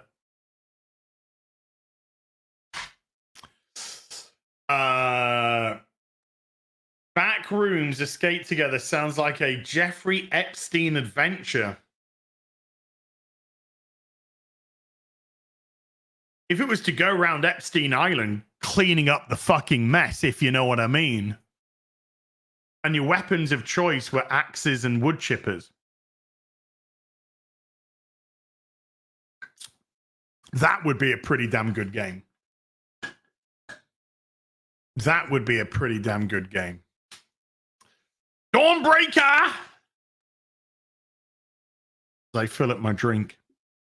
Dawnbreaker with a $10 says, I know people love MJ, but I always thought Silk was a better match for Peter. Hot Asian girl. You can't be around for long, otherwise you're both F for days. What more could you want? I mean, there is more to a relationship than just fucking. I'm only kidding. I'm only kidding. Dawnbreaker to $5 says X-Ray Girl could play her in the next subpar Sony live action Spider-Verse movie. Wow. I actually, I do believe that they're already making a Silk film. Or there is a Silk movie in production. Or did they cancel it? Was it cancelled? Oh, they might have cancelled it. Possibly cancelled it. Roller Coaster has gifted 5 memberships to the stream. Roller Coaster, thank you. Hitchhiker 42 has been a member for 28. Hi, Az. There's a US auction site, Hakes Auctions, which has CGC, Batman, and Detective Comics, including Batman 25. And they'll ship to the UK. Closes on the 18th of the 9th. Ooh. Because I would be into Heritage auctions, but Heritage don't ship to the UK. I'll check that out. Hitchhiker 42, I'll check that out. I mean, I won't be able to get... I doubt I'll be able to pick that up, but it might be a cool site to pick up some Juicy Lucy's. You know what I'm saying? Metal Slave gifting 10 memberships to the stream. Metal Slave. Thank you. It's under 400. Holy shit. Thank you, Metal Slave. What's the what rating is it, CGC? Raven Black Sparrow with a $2 says digging that Yaira 10. CGC Hail Jen Silver Saskers. I need to move it because Rodimus is pretty big, so I need to move it. Maybe switch it with the Ripazine so it goes there. I think so. Give it CGC 4. Maybe give it some, needs to have some more prominence. Jay Bismayer with a $20 says, Axe was such a menace in high school. I was sitting next to a guy who had so much on my eyes. So much on my eyes were watering. He actually leaned over and asked if he'd put too much on. Being a shy girl, I said, no, I didn't want to crush him. Oh, what a little sweetheart you are. What a sweetheart you are. But you should have said, yeah. You should have said, maybe a touch. Maybe a touch. Maybe just a little bit too much. J Rex has been a member for 36. Thank you, J Rex. And Joey Metka with a $5 says, good morning, Az. Have a great day and keep kicking ass. You too, sir. You too. Right. Let's get on to the next portion of the stream.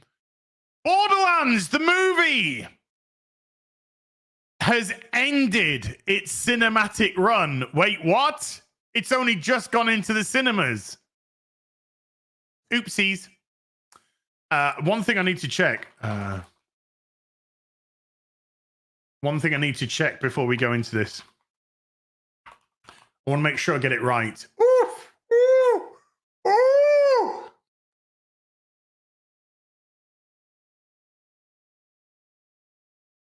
Okay. I got some more facts and figures for you here. Let me just go back to the live chat. So yes, they've finished its cinematic run, and let's bring up its box office. 32 million worldwide. 32 million worldwide. Now, contrary to popular belief, or unpopular belief, I should probably really say, you can still discuss a movie's performance even if you haven't seen it at the cinema. Isn't it funny how that works? So it wasn't even projected to do well and couldn't even hit those projections. But look at this. Look at this. That is fucking a flat line. That is a flat line. So that's why they pulled it. So it started off August 9th. Oh, we'll go into the budget. We'll go into the budget and all of that in a second. That's what I just wanted to confirm. But it went in preview night August 8th, official release August 9th. It is out of the cinema in 5 weeks. 28 days later. That's it. It went on the 5th.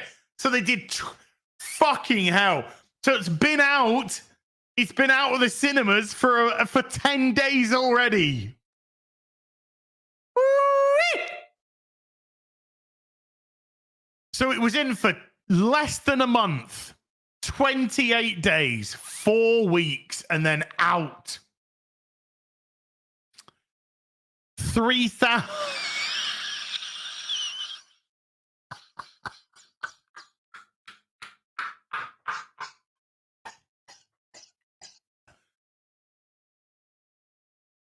$3,680.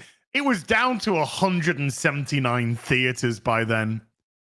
Look at this. Is the funny thing, right? It releases to 3,125 theaters. That's not shoddy, by the way. That is not shoddy. That is a decent number of theaters. That is a really decent number of theaters. After 2 weeks, it loses 2,000 theaters. 2 weeks. And then a week later, it loses another 1,000. Just done. Just done. Absolutely done. So it does a worldwide of 32.6 million. Okay, so what was the marketing? Because the marketing is usually roughly the same amount as the production budget. It was not in this case. It was not. The marketing budget is reported at $30 million. Okay? So $30 million. So let's just be general and generous and say the marketing budget has wiped this off. So let's say the marketing budget is $32.5 million. Okay. So the marketing budget has been got back from the worldwide. Which it hasn't, because you know that the way it works, but we'll get into that in a second. So what was the production budget? The production budget was $115 million. $115 million. So what that means is you have to, the way that you do it is you double it, which in itself is actually incorrect. I'll go into why. The reason why you double it, so that 115 would become 230 million, is because the studios get 50% of the box office. So if it takes $1 at the box office, the studio doesn't get that dollar; they get 50 cents. Right. So when you see something like your production budget, that's why you say double it. And that will make add your marketing, and then that's what they have to make to break even. However, it's a little bit more complicated than that, because in the international, they get 40 cents on the dollar back, not 50 cents. They get 40 cents on the dollar back internationally, and in China, they only get 25 cents on the dollar back. So for every dollar taken at the box office, they only get 25 cents in China. So when we say double the production budget, add the marketing, that's what they need to make to break even. That's been kind of generous. It's been kind of generous because it doesn't tell the whole story. But in this case, let's just play that game. So you double the production budget. So 115 million becomes 230 million. And then you add the marketing. It goes to 260 million. So this movie needed to make $260 million to break even. 260 million to break even. It did 32.5.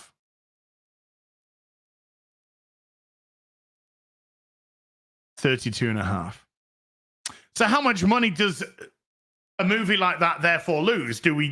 Well, it loses its production budget and marketing. So it lost $145 million. It lost everything.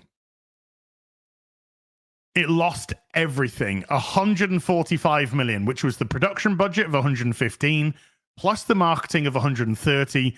It lost every bit. So the movie made a loss of $145 million.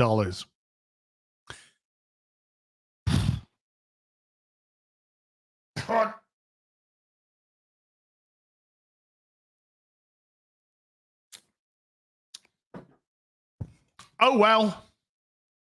So this isn't where this ends, okay? I've got a whole little bit prepared for you now.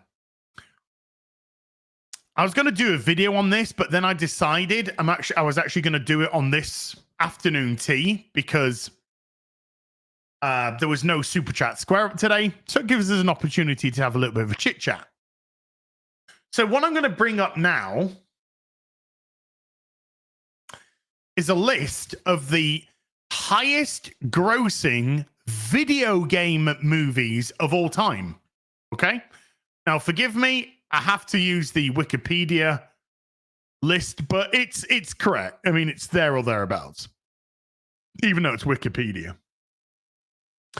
So the highest grossing video game movie of all time is the recent last year's Super Mario Brothers, 1.3 billion.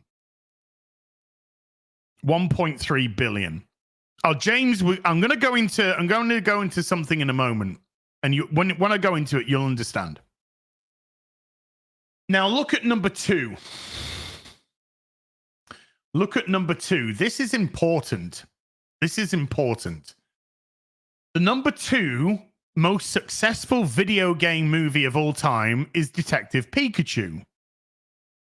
And that brought in 450 million. This is the important thing. That's the biggest grossing of all time. 1.3, nearly 1.4 billion. The number 2 is 450 million. And this is the highest grossing. And if I scroll down to number 50, because this goes into the top 50, you're down to 37 million. Video game movies do not perform well at cinemas. This has been known for a long time. Why? Why do video game movies fail to perform, for the most part, at cinemas? Now, chat, you put very briefly TLDR, like a sentence in the chat. Why do you think video game movies perform terribly at cinemas? And I'll go into my reasoning in a moment. When you're doing that, let me just scroll through some of these. So let's go back up to the top. So we got Detective Pikachu. Number 3 was Warcraft, the World of Warcraft movie. 439 million. Now, this did disastrously. I saw it as a Warhammer fan at the time, Warcraft fan at the time. I thought the film was, I liked it. It was, I would admit, it was very confusing. If you didn't understand the story, you were going to be very confused. And there were even parts in that movie I'm just like, what the fuck is happening here? I don't even know what is going on here. When they went to Dalaran and stuff like that, and I'm like, what is going on with this fucking thing in Dal? Anyway, the reason why the Warcraft movie did well is it actually did it most of its money in China. It did most of its money in China. Domestically, flopped miserably. Internationally, flopped miserably. It was China that propped up this movie. But at least they had the sense to understand that and be like, okay, we're done. We made our money back, earned out a little bit of profit. We're done. We're not going to make a Warcraft 2. Rampage from The Rock, 428. The Uncharted movie, a couple of years ago. I'd like to see what the budget are on some of these, because I'm reckoning even down before you've left the top 10, you might, maybe 1 or 2 might not have made the money back. Sonic did well. Sonic did so well that the sequel did even better. And Sonic 3, of course, is now coming out.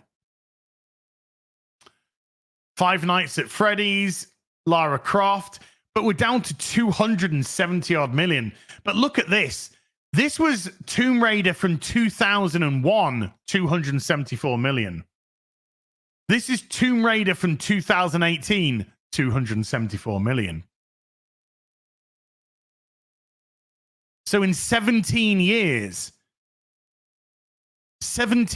difference. Add inflation onto that.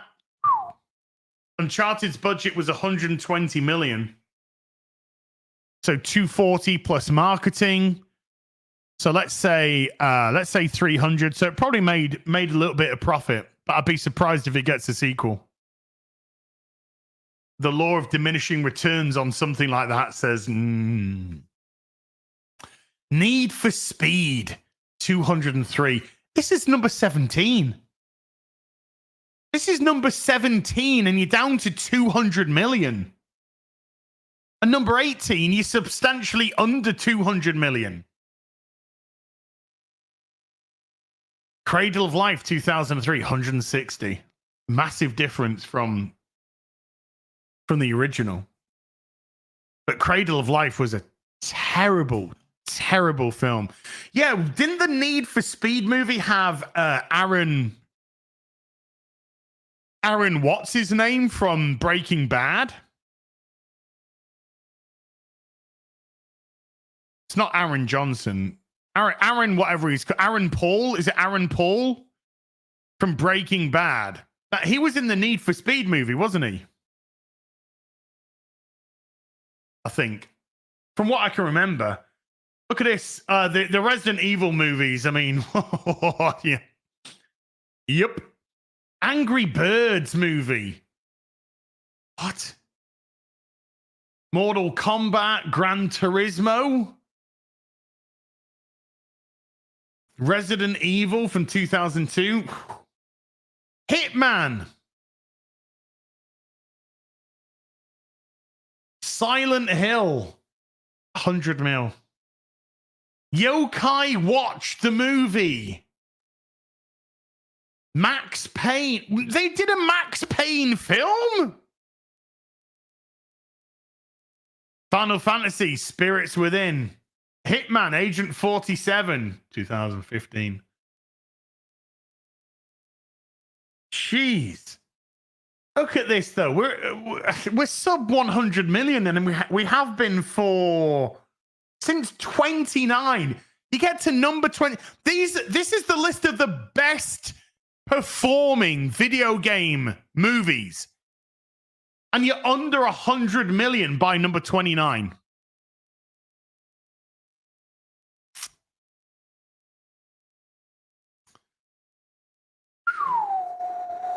Now, before I go into having a look at some of your reasons, why do I think video game movies perform terribly at the cinema? Well, first and foremost, video games and movies are two exceedingly different mediums. And the movie industry treats them as if they're exactly the same. That's the biggest problem to me. A movie producer will go, okay, video games, they're pretty much movies. They're pretty much movies with their cutscenes. We'll turn them into movies. That is not how it works. Two exceedingly different mediums, right? Based on gameplay, based on location, based on character development. Two very different things altogether. The positioning of you as the hero or you playing a third-party hero, these are very, very different altogether, right? So, does that mean that movies and video games cannot coexist? No, absolutely not. Of course they can. We have the rise of the cinematic video game that are very heavy on cutscenes, very heavy on sitting back and character dialogue and whatnot, which make them really conducive to being converted into movies, correct? I would say so. So where does it go wrong? Where does it go wrong? Let's take Resident Evil, for example. How can you fuck up Resident Evil? It's zombies. It's zombies with a beloved cast of characters. Leon, Ada, Chris, Jill, Rebecca. You go on. Yeah? Beloved cast of characters. You cannot fail. Resident Evil has failed every fucking time at the cinema. Every time. It literally does not make any sense. How? How can you keep fucking it up? in actual fact, on the list is, let's find it, Resident Evil, Welcome to Raccoon City. Welcome to Raccoon City. That came out in 2021. Holy shit. 2021. Failed miserably. 41 million. What was the budget of that film? I believe the budget was 30 million. Meaning that it had to make somewhere probably in the region of 70 to 80 million to break even. Lost its money. Lost its money. Now then, why could I not give a shit about Resident Evil Return to Raccoon City? Well, the casting. They race changed Jill. They race changed Leon. The cast looked like a fucking bunch of retards. They look nothing like the video game characters at all. Nor did they act like them. And the reason why the director said that they cast certain people that didn't look like the characters was they, in his eyes, exhibited the qualities of those characters the best.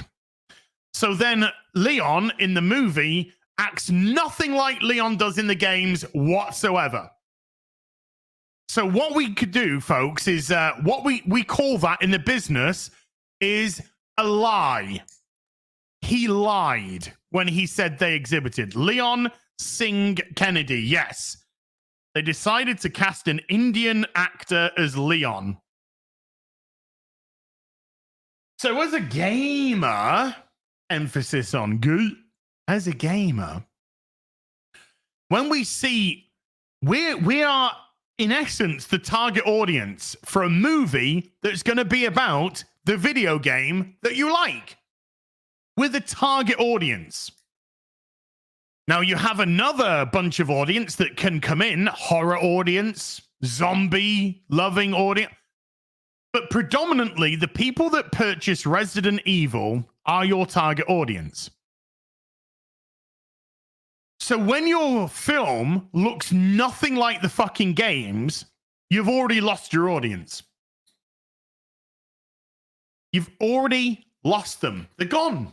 They're gone.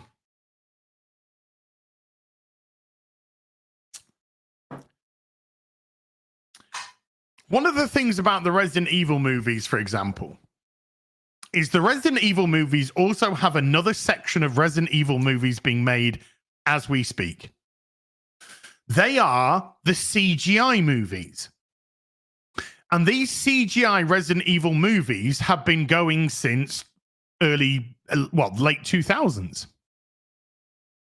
2008 or whatever, 9 was the first one, whatever it was. And these have been consistently coming out every few years. And there's about 6 of them now. They are made over in Japan. They are translated and they are released over here, and they do, for the most part, they do all right. You know, they do well enough in their DVD sales to keep making a movie every 2 or 3 years. Now, what's the huge difference between those movies, which tick along and they tick along well, and the Resident Evil movies, which keep fucking failing in the UK? Or in, say the UK, because that's where I live. In the cinema, right? Those characters look like they do in the fucking video games. Leon looks like Leon. Chris looks like Chris. Claire looks like Claire. Ada looks like... They look like they fucking should. So a gamer can automatically be like, okay, these look like the characters in the games. This is additional lore, etc. added to the Resident Evil universe. So at least they fucking look like the characters. But you get a director and you get the easiest slam fucking dunk that you could possibly get in Resident Evil 1, Resident Evil 2. Because the way that you treat Resident Evil 1 and Resident Evil 2 is the way that you treat Terminator 1 and Terminator 2 and Alien and Aliens. And that's Resident Evil 1 is a claustrophobic horror movie set in a mansion, and it's scary, and you got your zombies, and you're working to get out. You're trying to escape. You're trying to sort the thing. You're trying to escape. The second movie, the whole of Raccoon City is now infected with the T virus. Some people infected with the G virus. So then the second movie becomes the more action horror. These are slam dunk movies. All you have to do is get the right looking cast, get a decent script, and these could be very popular films. Not fucking hard. So what do? You get a decent budget, $30 million. That's a decent fucking budget to make a Resident Evil movie. You get $30 million and you cast Leon fucking Singh Kennedy and you blackface Jill Valentine. So you're immediately saying to your target audience, we're more interested in DEI, social reprogramming, ESG, getting money from corporations that incentivize these sort of behaviors instead of making a fucking good movie, which is a symptom of everything that's going wrong in TV and film today.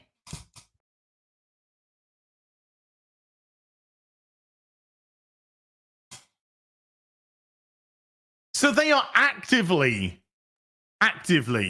bringing on their own downfalls. Because these video games, some of these video games have sold tens of millions of copies. And are so beloved. So if you can attach the right budget, and a budget of $30 million to make a Resident Evil movie is more than enough. More than enough. Because if you can even make 150 million, 200 million at the box office, you've doubled your money on that project. Is a Resident Evil movie going to make $1 billion at the box office? No, it's never going to make $1 billion. Because for all of the successes of these, they're still niche. Because it's very difficult to get somebody who isn't involved in the video game industry or video games, playing video games, to tune into a video game movie. That's another huge aspect. Is getting somebody that doesn't game to go to the cinema to see a video game movie. Because to them, it will have the stigma of being a video game movie. Now, Borderlands. If I was to go out in the street right now and just ask a bunch of people, do you know what the Borderlands video game is? I can guarantee you that if that person isn't a gamer, full stop, and even as a gamer, some will, some won't, but if they are not a gamer, I will guarantee you every fucking person will go, no idea. No idea. And that was your first big hurdle to get over with Borderlands. Was the fact that outside of gamers, nobody knows who what this franchise is. Not a fucking clue. Not a clue. Oh, Paul, I've absolutely pre-ordered my Beverly Crusher. Thank you.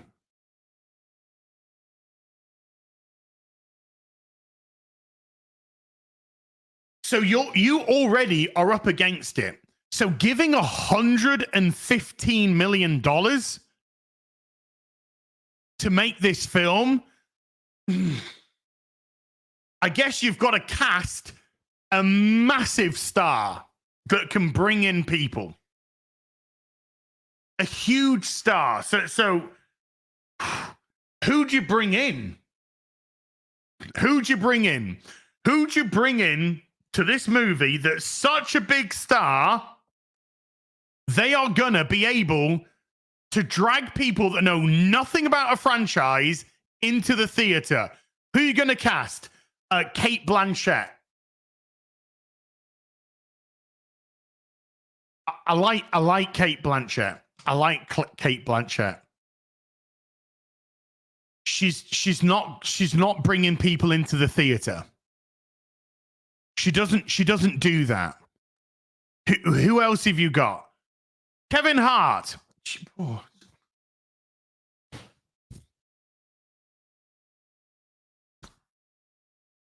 Kevin Hart is not bringing people into the theater. He's not doing that. Okay, we've got it. Okay, who have you got? Jamie Lee Curtis. Fuck.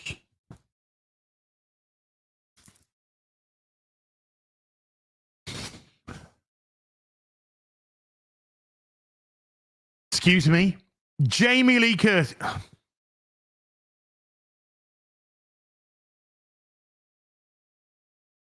Anyone else?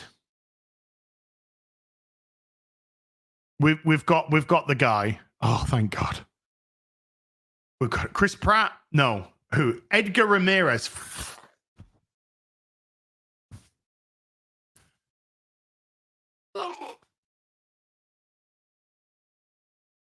What fucking cast is this? $115 million budget. And a bunch of characters. Nobody there. Nobody is bringing people into the theater based on that. Nobody.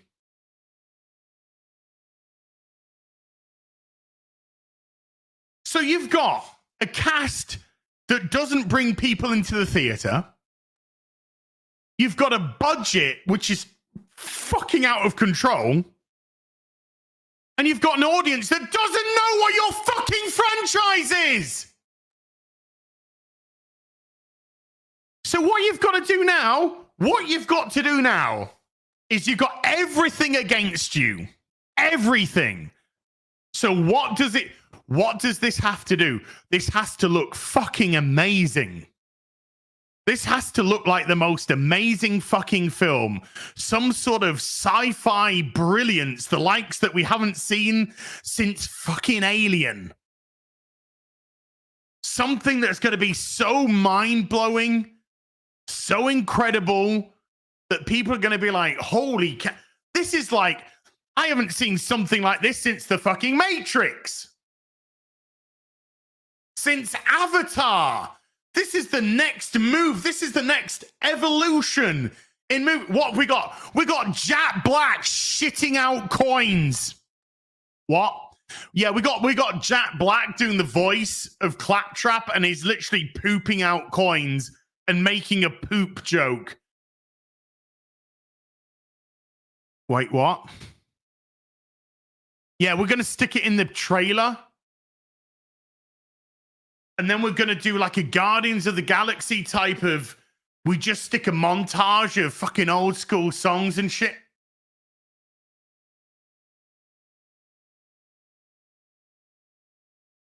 I want my $115 million back right now, please. How? I know nothing about the ins and outs of movie making or film making in terms of the technical aspect of it. I know what I like and I know what I don't like. But even I know that this was a recipe for fucking disaster. Then, on top of that, right? You go to gamers that actually like Borderlands or at least have heard of the fucking game. And you're like, this is the cast of Borderlands. Why are they 50 years older than they should be? Why is Kate Blanchett 20 fucking years older than her character? Why is fucking Jamie Lee Curtis 40 years older than her fucking character? Why is Kevin Hart 5 foot fucking nothing playing a dude that's fucking massive?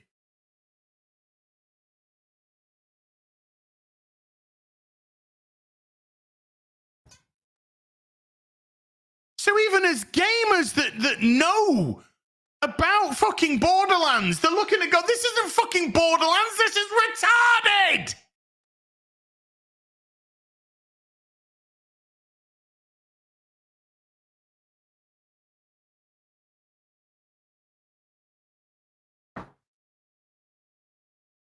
$115 million movie, regardless of what that movie is, what genre that movie is.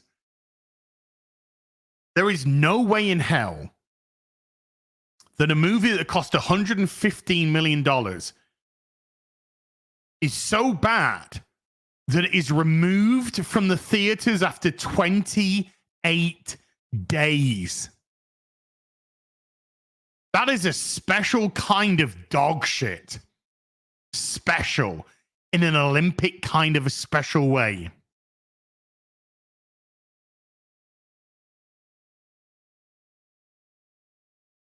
$115 million.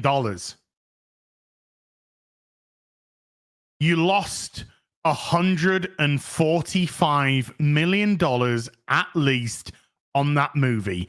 You lost every single penny on that movie. Every penny.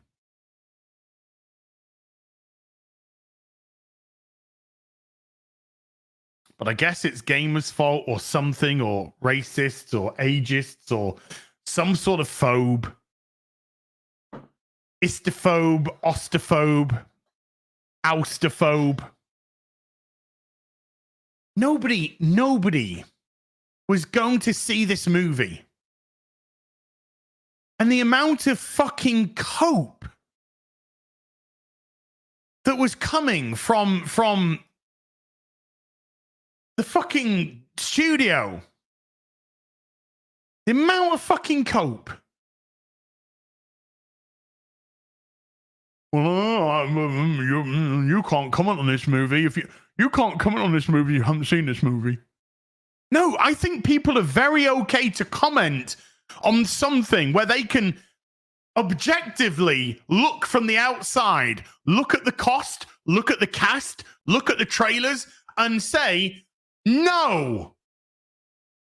And to that effect, pretty much everybody did it.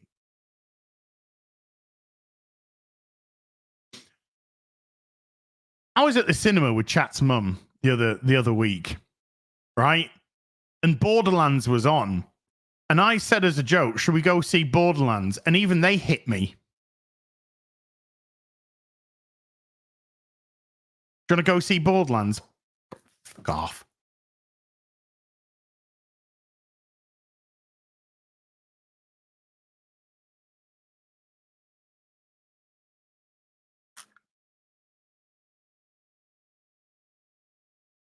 People are exercising their rights, as they should, to not go see crap.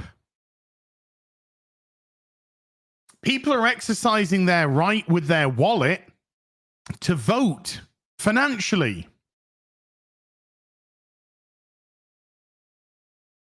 If you want to sell a ticket to your film, you've got to earn that right. You are not in any capacity owed a ticket sale because somebody bought Borderlands back in 2014. You are not owed the right for me to go see Transformers 1 because I'm a fucking lover of the Transformers. Touching Bumblebee's gun there. And this statue cost a fuck of a lot more than a ticket to go see Transformers 1.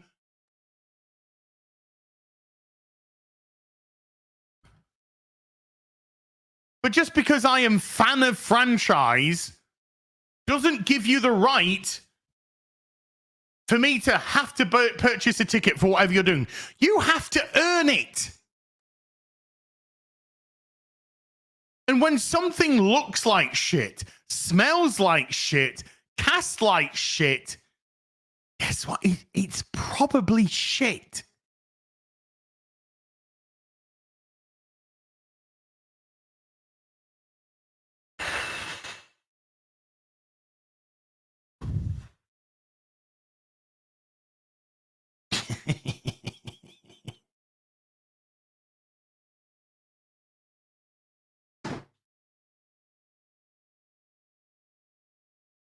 There is I think there is a huge disconnect with corpos at the moment because a lot of corporations now own all our beloved franchises.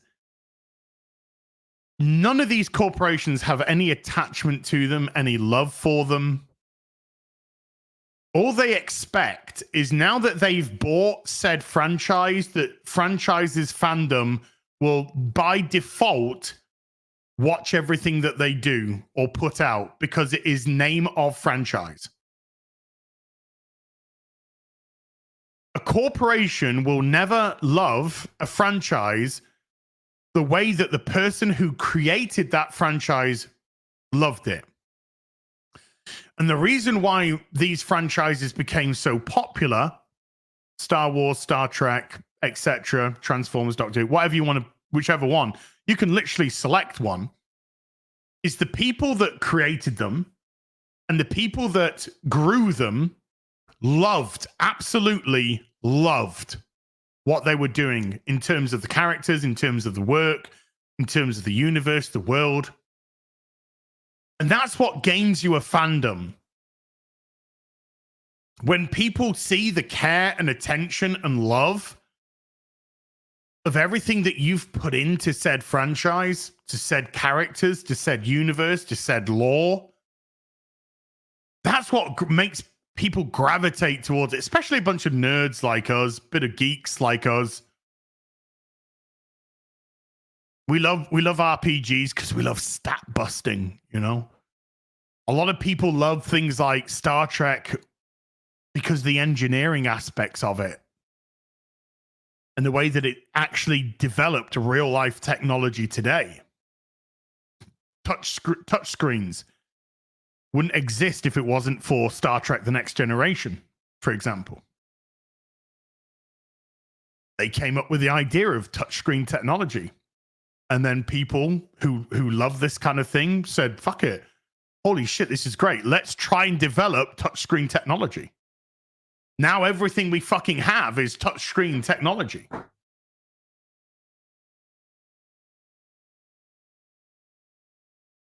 Siri is the computer's voices in many sci-fis. It's the computer voice, it's the computer control that you talk to. All of these things were created because of sci-fi shows. Science fiction, not science fantasy. Science fiction where there was a logic to a lot of the technology. Obviously, not all the time, but for the most part, there's a logic to the technology. And so people, engineers and stuff like that, they run with these technologies. They run with these ideas. And these are great ideas. And this is what drives civilization forward. Now, we have Soulless Corporation that says we're going to put this fucking dog shit character next to this dog shit character. They have no immutable characteristics that anybody could possibly gravitate towards, other than they may or may not look slightly pretty or have a decent physique. And then we're going to go onto Twitter, social media, and say, oh my God, we ship these people. Oh my God, we're shipping them. Oh my God. Because it's now run by retards. And retards is the correct word to use because they are mentally deficient. They have no actual understanding of what they're doing, who their audience is, who this would or would not be attractive to. None of this. Oh my God, social media just like, oh my God, so we're gonna, oh my God, it.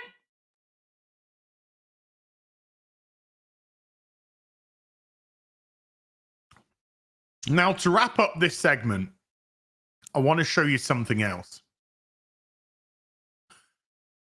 The top video game movie, as I said, was Super Mario Brothers, a Universal film. Most of these movies here, Nintendo, Pokemon, stuff like that, a lot of these movies could be seen by kids, people of all ages. There is a thing that's said in cinema that it's the reason why they don't like making R-rated movies is because R-rated movies are tougher to get an audience in because you are cutting off a huge demographic, kids, teenagers. So these R-rated movies, you've got to be a certain age and up to go see them. So they try and reduce that R rating more often than not in an effort to give their movie the biggest opportunity for most people to go see it. Right? So what I'm going to do now is I'm going to bring up the best grossing R-rated movies of all time. Okay? Now look at the difference in what an R-rated movie has brought in the cinema versus a video game movie. Deadpool Wolverine, 1.3 million. Joker, 1.1 million nearly. Oppenheimer, just shy of billion. Billion and billion. Oppenheimer, just short of $1 billion. Deadpool 2, 785 million. Deadpool, 782 million. Matrix Reloaded, 741 million. It, 700 million. Detective Chinatown, 686 million.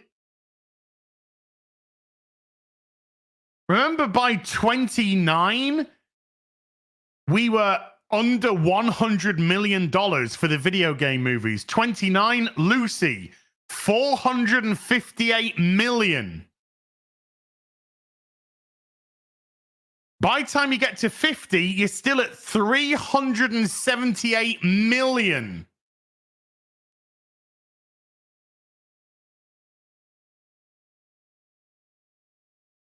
You will have a better chance of success putting out an R-rated movie than you would putting out a video game movie. By a long shot. That is what you're up against. So when your video game movie looks like a fucking joke, it's gonna do laughable numbers at the box office.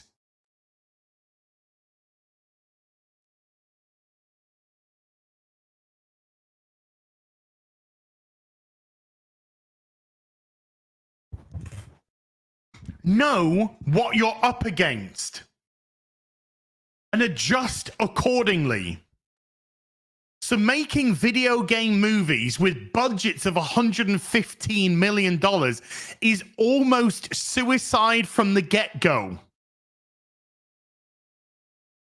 Because you've got to tap, the right franchise that people, even in the public zeitgeist, if they don't play video games, they may have heard of. May have heard of. Then you've got to have a budget accordingly. And then you've got to see if you can irk off a bit of profit. And if you can irk out a little bit of profit, you've actually taken a success there. But when your video game movie makes nothing, or sorry, looks nothing like the video games, not only are you going up against it in terms of people who have never even heard of your franchise, but you're alienating the people who should, in theory, be interested in seeing your film. And as I've discussed previously, you are not owed their money just because they like or follow or may have purchased something from said franchise before. You are not owed their money in the slightest. You have to earn it. Okay, in a perfect world, as recast the Borderlands movie. That's easy. I'd never fucking make it. I would never make a Borderlands movie. Nobody outside of the people who have played Borderlands knows what the fuck it is. No one. I would never make a fucking movie based on the Borderlands game in my fucking life.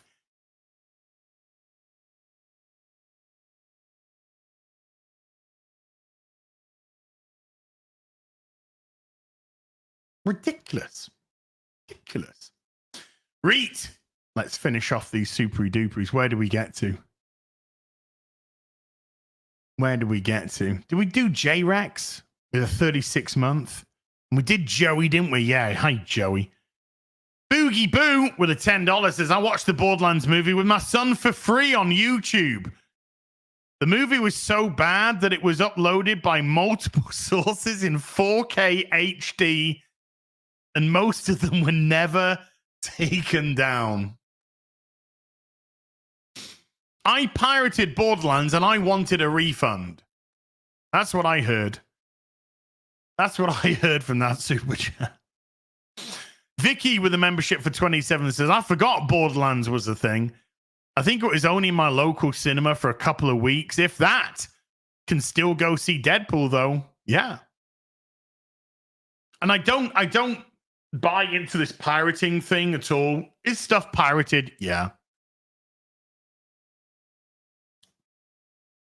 But if you really want to see something, then you want to see it in a cool way. So last week I went to the cinema. I watched Terminator 2 on the big screen. A week ago today, I actually went to the cinema and saw Terminator 1. How many times have I seen both those films? A lot of times.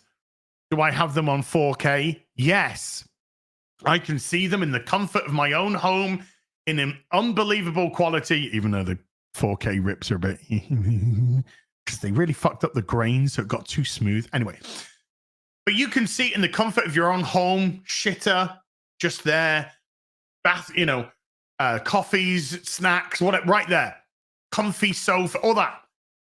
But nothing beats going to the cinema with your mates and seeing it on the big screen. And my cinemas are bringing back a lot of old school films. The other week, I went to see Spider-Man 2. Then I saw Spider-Man 3. I think Spider-Man 2 is one of the best best superhero movies of all time. Spider-Man 3, not so much, but they were both very, very entertaining. And even watching Spider-Man 3 today versus the shit that we've had recently, does it have its problems? Yeah, it's got some big problems at times. But it was still hella entertaining for the most part. And it was great to see it at the cinema. And so if there is a great film or a film that's really interesting that you want to go see, the cinema will always be an appealing option, a very appealing option. Because there's nothing more fun than seeing something with a group of people who are also having a lot of fun. I don't think there's anything that really beats that. Sat down at a cinema, you hear people around you laughing, you're laughing. You hear people gasping at some of the set pieces or whatever. It's so cool. It's such a great experience. Pay rent. Pay rent. Can I spend it? Can I spend it? Well, it doesn't even have to be people that you know, Sean. You could be at the cinema and you could just be with unknown, complete strangers, and just having that atmosphere with the complete strangers, really enjoying the film.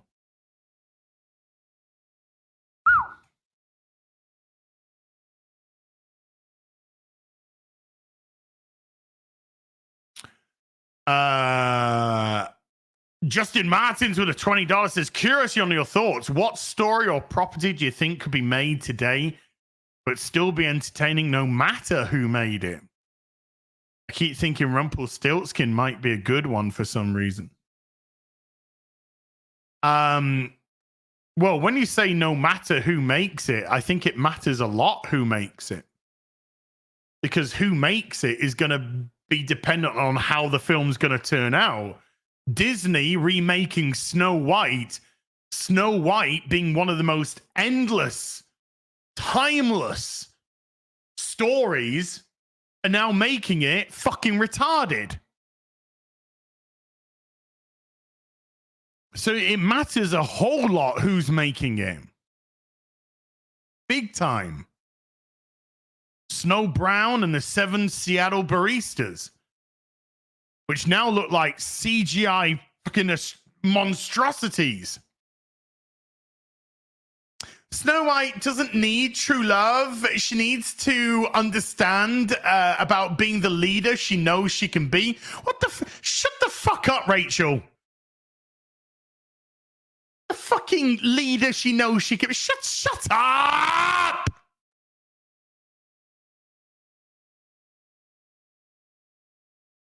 It's about true love's kiss. That's what it's about. True love's kiss. But you're not allowed to have healthy heterosexual relationships in Hollywood nowadays. You're not allowed to have any of that. God, no. You've got to have some feminazi fucking dog shit put in for some reason. So it matters a lot, Justin, who's making it.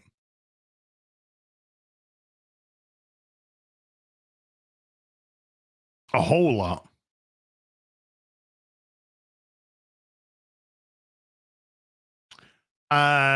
James Glenn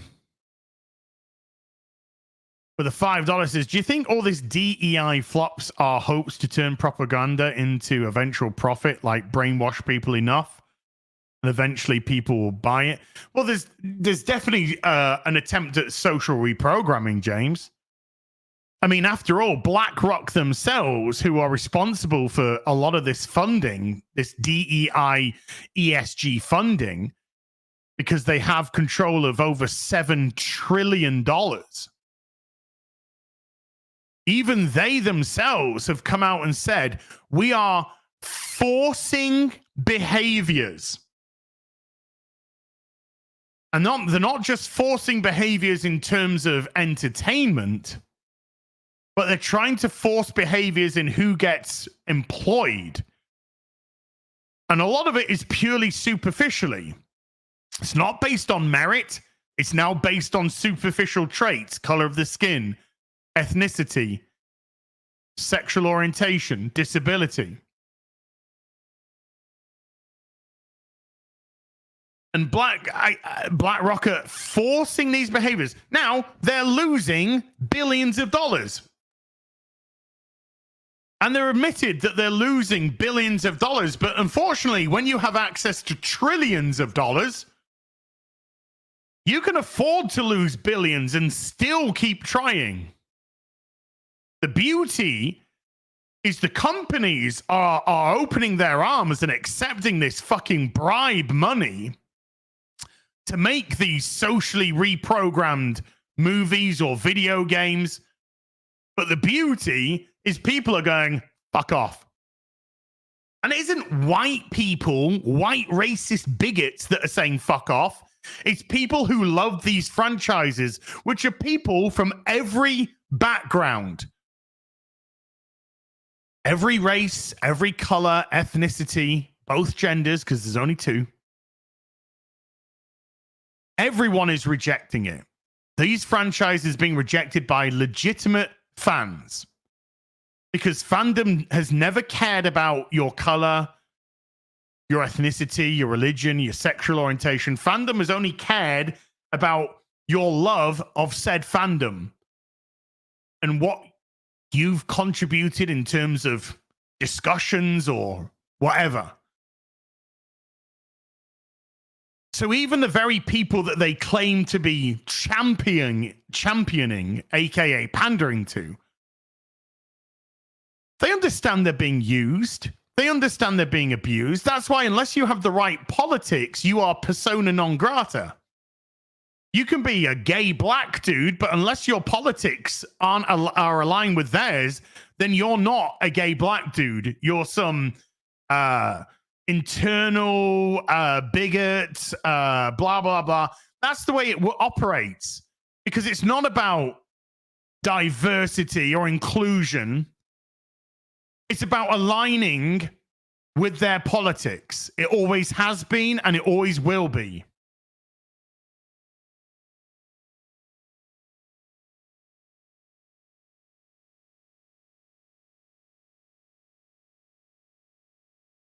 So all of this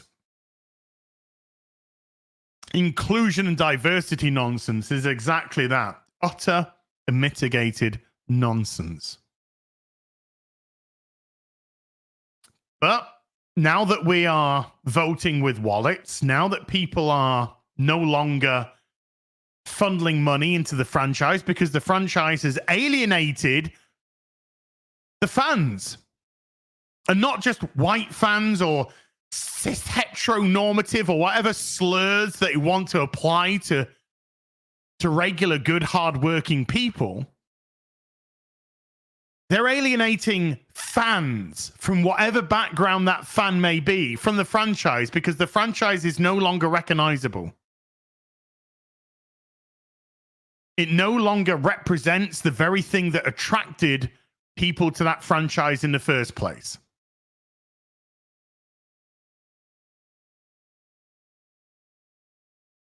I did a video about a few days ago. I did a video about the coordinated attacks on Geeks and Gamers, Nerdrotic, Ryan Kinnell, Star Wars Theory by a bunch of scummy pieces of shit, shill, YouTubers and bloggers that are in the pockets of these organizations and most likely supported and backed by these organizations to make these coordinated attacks. Because people like Star Wars Theory, Geeks and Gamers, Ryan, and Nerdrotic are getting such traction with what they're saying, and people like Ryan know more about Star Wars than 99% of the people that work at fucking Lucasfilm, most likely. Same with Star Wars Theory. And I put in my video that most of them were doing it so they could get a crumb of fucking attention from those companies, whether it's in the form of rewards or retweets or such and so forth. One of the channels, which absolutely supported the attempt at demonetization of these other channels, just went and put out a tweet a couple of days ago showing off a big bunch of swag that Star Wars had fucking sent to them. Proving my fucking point. Proving my fucking point. And so when I saw that, I did a quote tweet laughing at them. Laughing at them. Let me see if I can find this. Here we go. Here we go. Ha ha! I think you just explained very well why you try to demonetize channels that have different opinions. And I got blocked. I got blocked. As they showed off their goodies that they got from Star Wars, their Lego and their cookies and their other things which Star Wars had sent them in the post. Somebody that okayed and attempted to, well, not attempted, absolutely supported the attempted demonetization and pull down of channels. Scumbags. And these are the people that say, we speak for the franchise. You don't speak for the franchise, you fucking pieces of dog shit. You're the corporation's mouthpieces. You're their bitch. You're on your fucking knees and they're plowing you from behind like the fucking bitch that you are. And you're saying exactly what they want you to say. Because they want the dissenting voices that actually do love the franchises and want to speak out against this fucking criminal abortion of what these franchises now represent. They want them to shut up because they're interfering with their shipping stories. And you're the useful fucking idiot that will do it because you've got no relevance. You have no fucking channel. You have no fucking support anymore. You're now just a bitch mouthpiece. That's all you are. A little bitch. A little bitch to be used so you can get your fucking swag, get your fucking Lego, get your fucking cookies, a pat on the head. Good little attack dog. Well done. Sorry that you got fucking tens of thousands of people unsubscribe from you because they saw you for the piece of shit that you actually are. Because you tried to take away people's livelihoods for simply telling the truth, having a different opinion to you. You're our bitch. And you'll say exactly what we want you to say. Yes, corporation, we're your bitch. We'll say exactly what you want. We're your little on our knees, fucking chain around our collar, little bitch. That will sell our souls and integrity for a bit of fucking Lego or a bit of cookie or whatever else, a t-shirt, a retweet, whatever it may be, because we've got no integrity. We've got nothing. We've got no backbone. And we're a bunch of cowards. Pathetic cowards.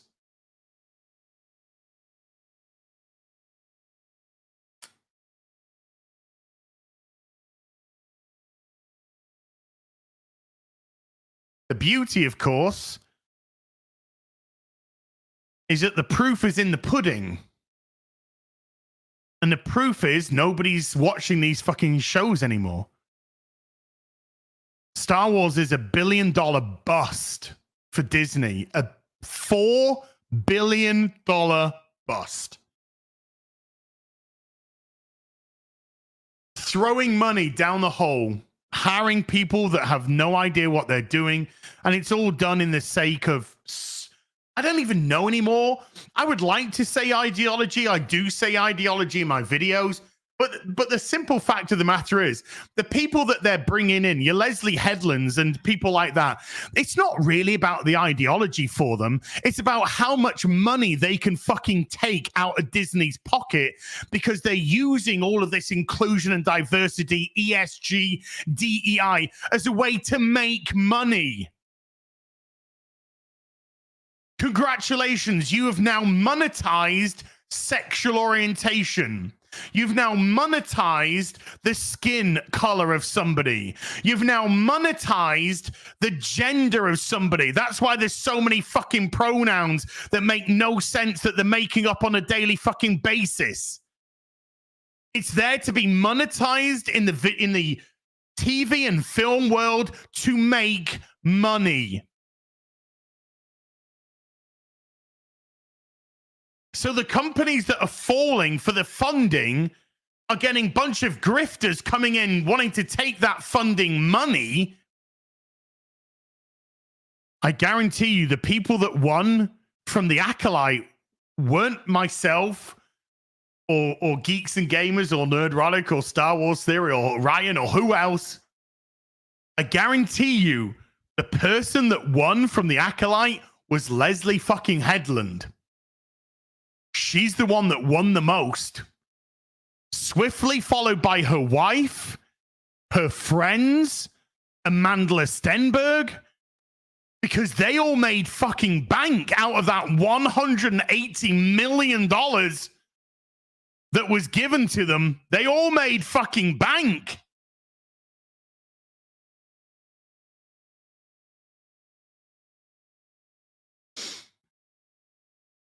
Fat Man in St. Louis with a 25 says it all comes down to how much the people making the movie understand and respect the game.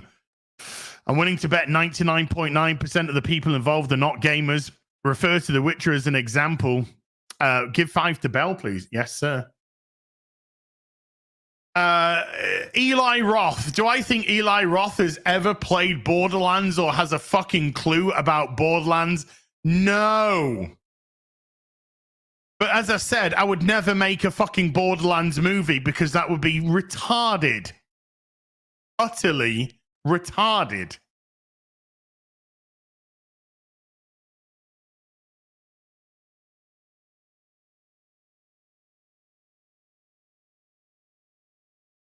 Draconic Ice Mage with a $20 says, I love the mainline Borderlands games, mostly the gameplay for 3. I don't think I'll be playing 4 because of 3's story, and that movie didn't change my mind. If anything, it made me less likely to play it. I've played Borderlands 1 and 2. I haven't played Borderlands 3. I didn't actually have any interest in playing Borderlands 3. I played Borderlands 1. I liked it a lot. I thought it was a great video game. I played Borderlands 2. I thought it was okay. It didn't feel any different, and it didn't feel better than the first game because the first game, of course, gave a lot of the reveals away. It pretty much gave all the reveals away. So I didn't feel as if I learned anything from the second video game, and I was just playing more of the same. Borderlands 3, I had no fucking interest in even playing it.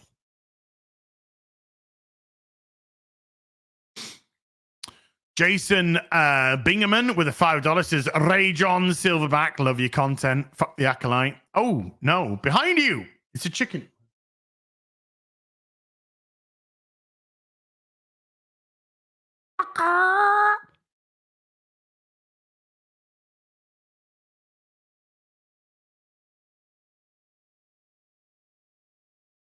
Oof.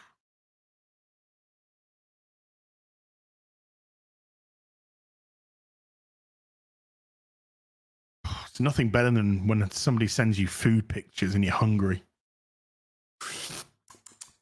Flat Earth Disciple with a $10 says, it's why they block, shadow ban, delete everything, because even the zombos are waking the fuck up now. Love you ads. Greetings from the children of the corn, Iowa, USA. Well, this is just it. For all the ranting and raving and videos that we've done, we're for the most part, we're probably preaching to the converted. You know? If I'm making a video going, the acolyte is poopy pants, the people that are watching it are people that either have no interest in watching the acolyte and just want to see me go off on a bit of a ranty poo, or people that have seen trailers and think it looks terrible, or people who have maybe watched an episode and think, oh God, no, I can't watch this nonsense. So I think for the most part, the videos go out to the converted. It's very, very difficult to get a normie to tune in because the normie's got to be interested in going on the YouTubes or whatever. The normies have come to their own conclusions. The normies haven't been swayed because they've been going on to YouTube. The normies haven't been swayed because, I don't know who it's meant to be anymore. Steve Bannon knocked on their fucking door and told them they're not allowed to watch The Acolyte anymore. No, the normies stopped giving their money to these movies and stopped watching these streaming services is because they're shit. Now, it's going to always take the normie a longer time before they wake up. But in their mind, every time they go see one of these TV shows or movies or buy a video game, every time they buy one or see it and they say, wait a minute, it adds up. And it gets to the point where the normie's just like, my money is too precious to waste on this shit. I'll give you an example. Now, obviously, this is a loaded example because this is just from my experience. But when I went to the cinema last Sunday to see Terminator, I'm sat there with one of my mates, and the trailer for Captain African American comes on, right? And my mate's watching it, and he turns to me and he says, who's that? I said, that's Falcon. He says, no, I know it's Falcon, but why is he holding the Captain America shield? And I said, because he's now the new Captain America. And he went, what? Now, this is a guy that watches, for the most part, watches the Marvel movies.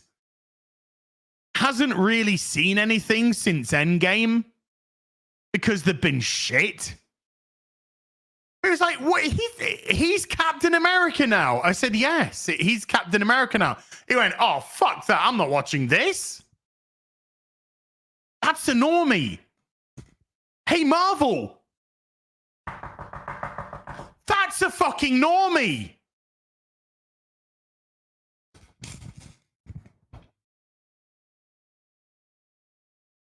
I don't think the movie's going to do well at all. As I said, I believe that Deadpool and Wolverine is in a bubble in terms of how it's performed. I think a lot of people saw Deadpool and Wolverine because they absolutely adore Hugh Jackman as Wolverine, and they really enjoy Ryan Reynolds as Deadpool. I think that was a huge drawing factor to see the film. I don't think that's going to translate to Captain African American. I don't think it's going to translate to viewing. I don't think it's going to translate. Was it next week or this week? Agatha starts, folks. I'm going to watch Agatha for you. Well, I'm going to watch the first episode of Agatha for you. I can't promise any more because watching the first episode of season 2 of Rings of Power was so painful. I couldn't even go any further. I couldn't go any further than the first episode. I'm going to watch the first episode of Agatha for you, and I'm going to give you my opinion. But I guarantee you with all my heart and soul that Disney Plus are not gaining subscribers for Agatha based off the success of Deadpool and Wolverine.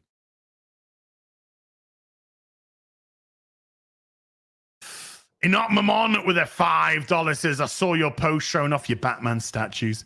They're freaking awesome. I never get tired of seeing the Asbat one, by the way. Oh, yeah, it is. The day I saw that statue on Sideshow for sale, or for pre-order, I should say. The day I saw that for pre-order, I was just... It was heaven. It was heaven on earth. Heaven on earth. And now to have Jean-Paul Valley, Terry McGinnis, and Bruce all together. Man. My boys. They're my boys. Brass Monkey! With a $10 for the hoose. Going in the book. It's going in the book. Thank you, sir. Thank you very much. William Jones with a $50. Napster showed that people would pirate stuff that they'd never buy. Correct.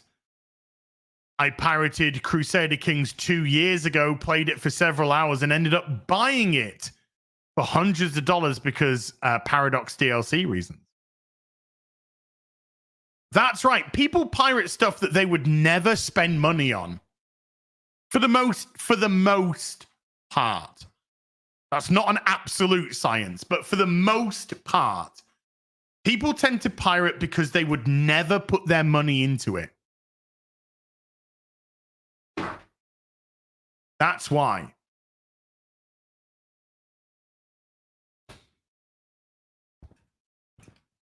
But I would, if I'm interested in something, I'll put my money into it. I'll put my money into it. You know, if there's a video game that I want to do a review on, I'll buy the video game, you know? If there's a video game that I don't want, but it could be good for the memes or good for entertainment, because one thing that we'll at least try to do here, we may not always succeed, but one thing that I try to do is at least turn shit into entertainment for you. That's what I try to do. So if that means buying a goddamn awful video game and playing it for your pleasure, like Gollum or whatever it may be, then sure. Yeah, I could write that video game off on my taxes because it's work. So I can purchase that video game and write it off on the taxes. But even that aside, I gotta be honest, you know, if I'm playing a terrible video game, the amount of people that will super chat or drop memberships or whatever vastly outweighs the cost of the video game. So it's a win-win situation. You get your as loses his mind content, and at least I get to cry into a $20 note or whatever. Ed Song with a $2. Won't she die because no one loves her? Who? Who? Ed? Who are you talking? Just put in the chat who you're talking about, Ed. I'm not too sure who you're talking about there.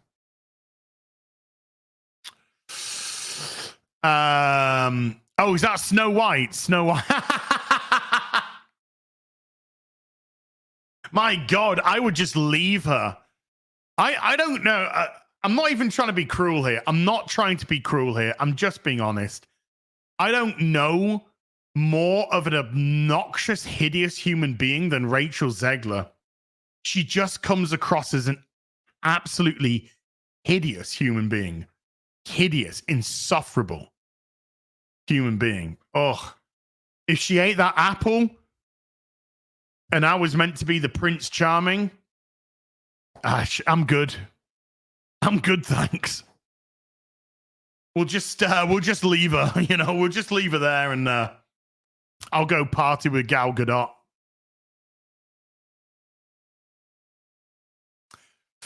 Christopher Peak with a membership for 11 says the Mummy had a 25th anniversary release earlier this year and I forgot about I can never pronounce this correctly.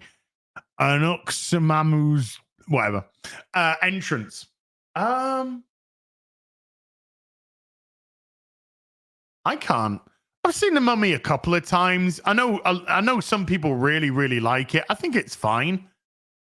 I haven't seen it in 20 years, probably. But the next thing my cinema is going to start showing, I believe, is the Dark Knight trilogy. So I'm going to go back to the cinema to see them. Dawnbreaker with a $5 says, what these companies do or don't realize is they interact with the modern audience every day. Why? The modern audience, the shills they pay. Well, it's not just that. It's that a lot of these organizations, a lot of these corporations, when their film fails, the film that's been made in bad faith or the show that's been made in bad faith that has literally been put together because of DEI, ESG reasonings, that is antithetical to the fandom that had made it so popular for so many decades, instead of taking any responsibility for fucking things up, they take to social media platforms or they do interviews with Variety or other like-minded magazines, and they say how we're a bunch of sexists, racists, bigots, homophobes, blah, blah, blah, and actively shit on their audience. And call me crazy, but if you're a normie and you don't really engage in social media, you're just a normie, and you go see something, let's say you go watch The Acolyte or Kenobi, because, you know, Ewan McGregor's back as Obi-Wan Kenobi. This could be Hayden Christensen's back as Anakin. This could be a lot of fun. This could be great. This could, whatever. And then you go see it and you're like, fucking hell, this is shit. Oh, well, I tried. And then you see an interview on Variety or a tweet going, oh, Star Wars fans are a bunch of racist pieces of shit because Moses Ingram was a fucking dog shit character and nobody liked her.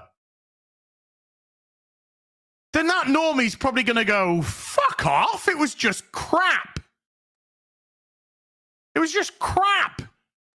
So it's not like they're actively getting involved with their shills. They're bought and paid for, Dawnbreaker. They're in the bag. They're the little bitches. They're on their knees with their chains around their neck, licking Daz's boot. They are saying to the silent customer, the one that doesn't engage in social media, the one that doesn't make YouTube videos or TikToks or Instagrams, they're saying to the regular, average, Joe Public purchaser or watcher of their products, you're a bunch of racist pigs. And that's another good reason for normies to go, fuck off, and just turn around and walk away. And they'll never see it because it's the silent majority. They'll never see it. And so what do they do then? Now it's our fault. Now it's the toxic fans' fault. It's the toxic fans saying that this is shit. No, it's you. It's you as the corporation not being able to fucking keep your stupid mouth shut. Because you've hired a bunch of fucking weird, fucked in the head activist twat waffles who are running your social media platforms, running your marketing divisions and your HR departments, and fucking jizzing all over their faces with the ESG shit. They have no impulse control. They can't keep their fucking mouths shut. And they run off the silent majority of the customers. That's what they do. They have nobody to blame but themselves. I didn't make Kenobi. I didn't make The Acolyte. I had nothing to do with any of it. The casting, the directing, the locations, the script. I had nothing to do with any of it. That was you. I didn't go and knock on 8. What's the world population? 8 billion. I didn't knock on 8 billion people's homes and say, oi, you better not watch that fucking Kenobi show or that fucking Acolyte show, as I'll fucking do you one. No, you made it. And it was shit. Objectively shit.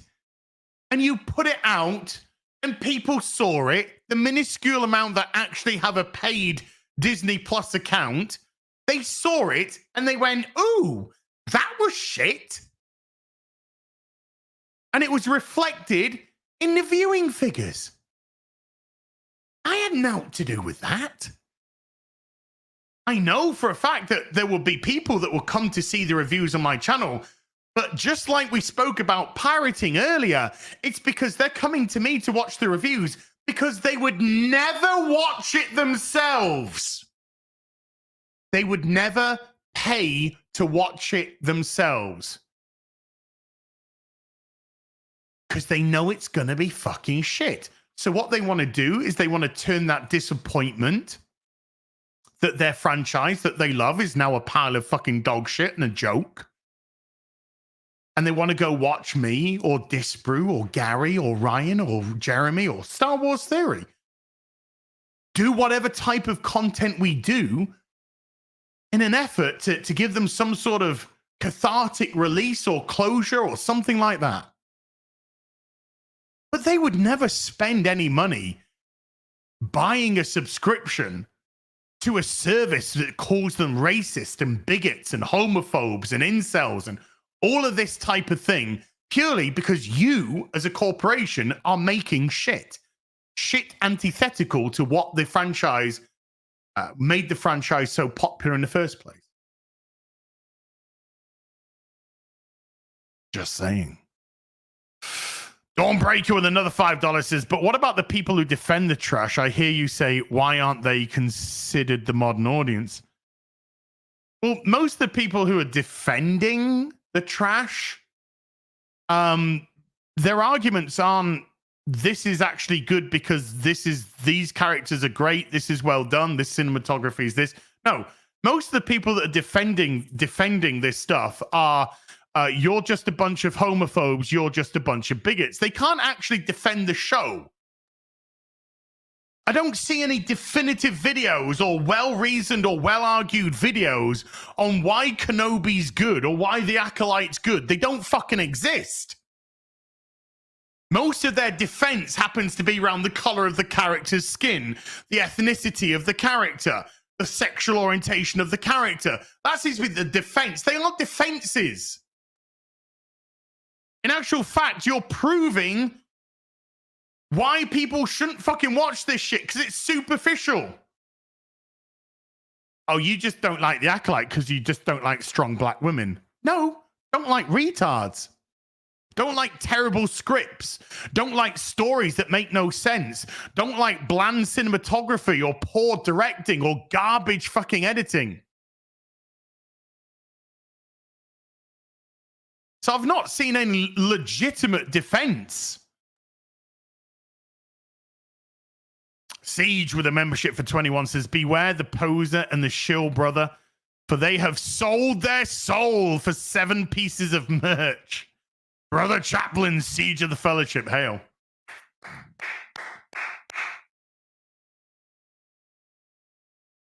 Yes, sir. Ed Song with a $5 says, hoes are cheap nowadays. You had to pay with jewelry and handbags years ago, but now you can pay with Lego. Lego, retweets, pats on the head. Doesn't, obviously, the price of somebody's integrity. Well, we know from Rotten Tomatoes, critics were caught selling positive reviews for $50.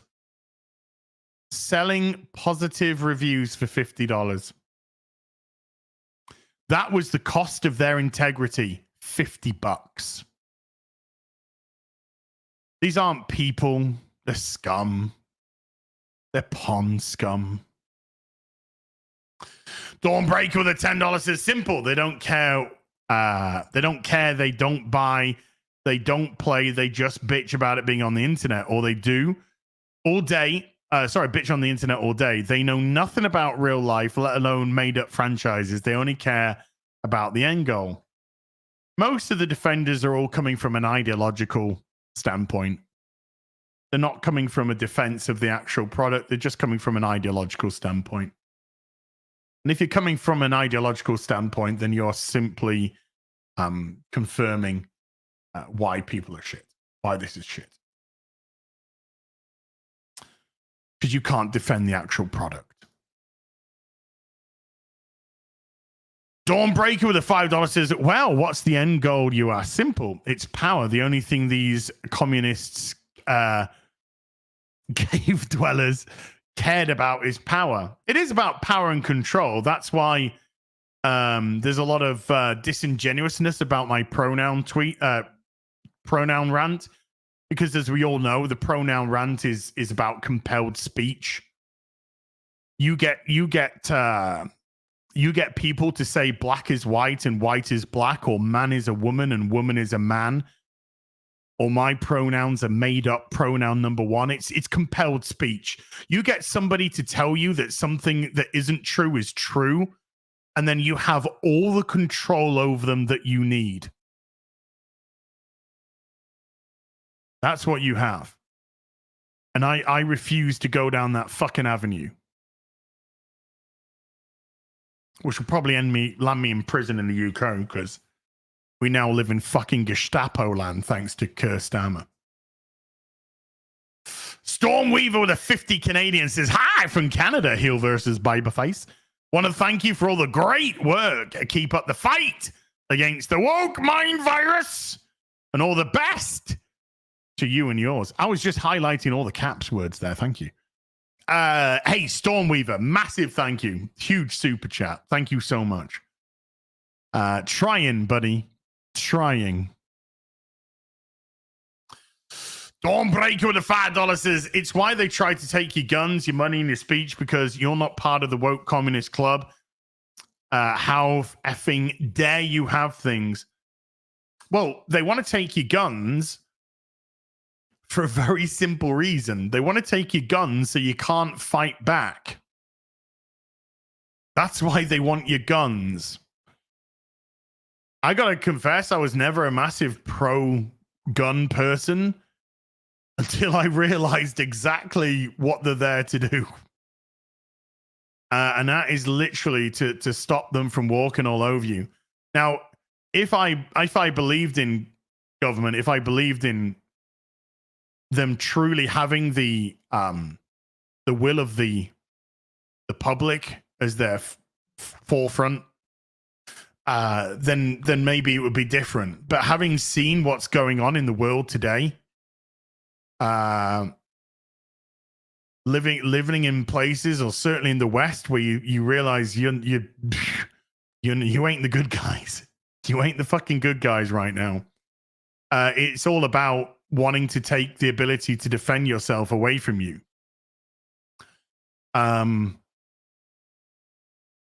It's sad where we are today, and it's amazing how many people still have the courage to speak out.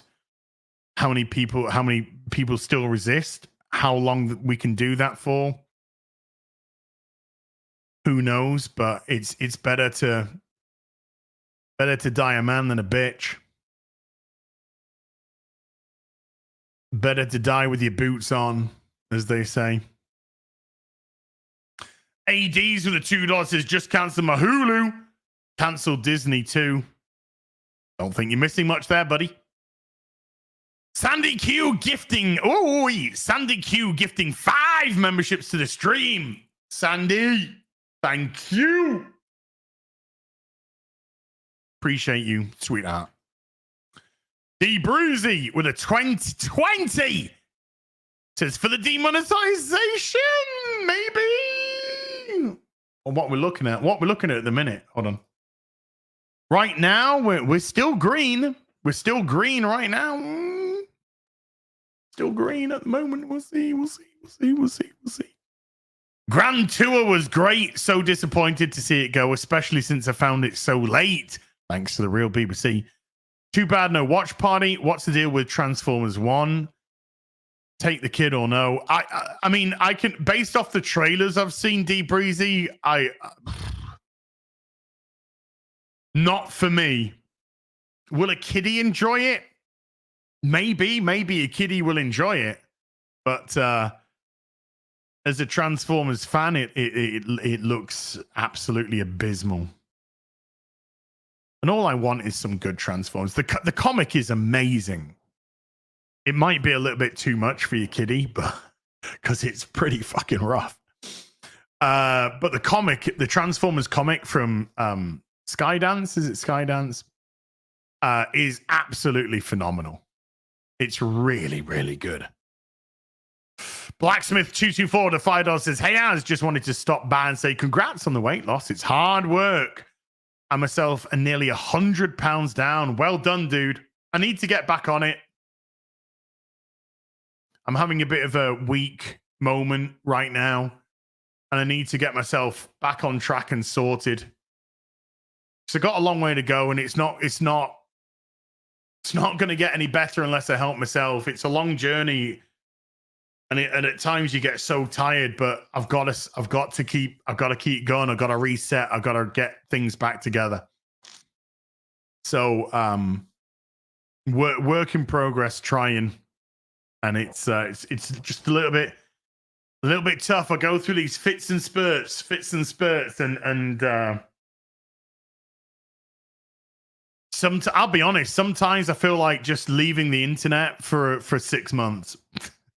Just leave the internet for 6 months and just use 6 months as just to completely knuckle down and get on with it. But it is what it is, you know.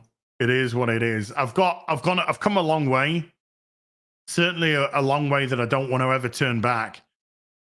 And I gotta find the drive to push on, to really push on now. Eludium X with a $5 is watching on a delay, but I had to super chat to say you're the best. I haven't laughed so hard in a long time. Love you, Az. Yes, homo. Lol. Hey, it's all good. You can love me, homo, dude. I don't mind. Russell Keel has been a member for 25. Russell, thank you so much, bud. Appreciate you, Russell. James Glenn with a $5 says, you mentioned during the Space Marine stream, you may give Kingdom Come Deliverance 1 another go. Here's hoping you stream it. The game's great, and the devs are based as fuck. If I was to do it again, James, I would stream it. I would absolutely stream it. Or I would do a membership playthrough. It'd either be one or the other, but I think I would probably stream it. Dawnbreaker with a $5 says, sorry about the long rant. On a different note, you are a boobs? Oh, boobs or ass, man. Am I boobs or ass? Yes. Is the answer to that? Yes. Boobs or ass? Yes.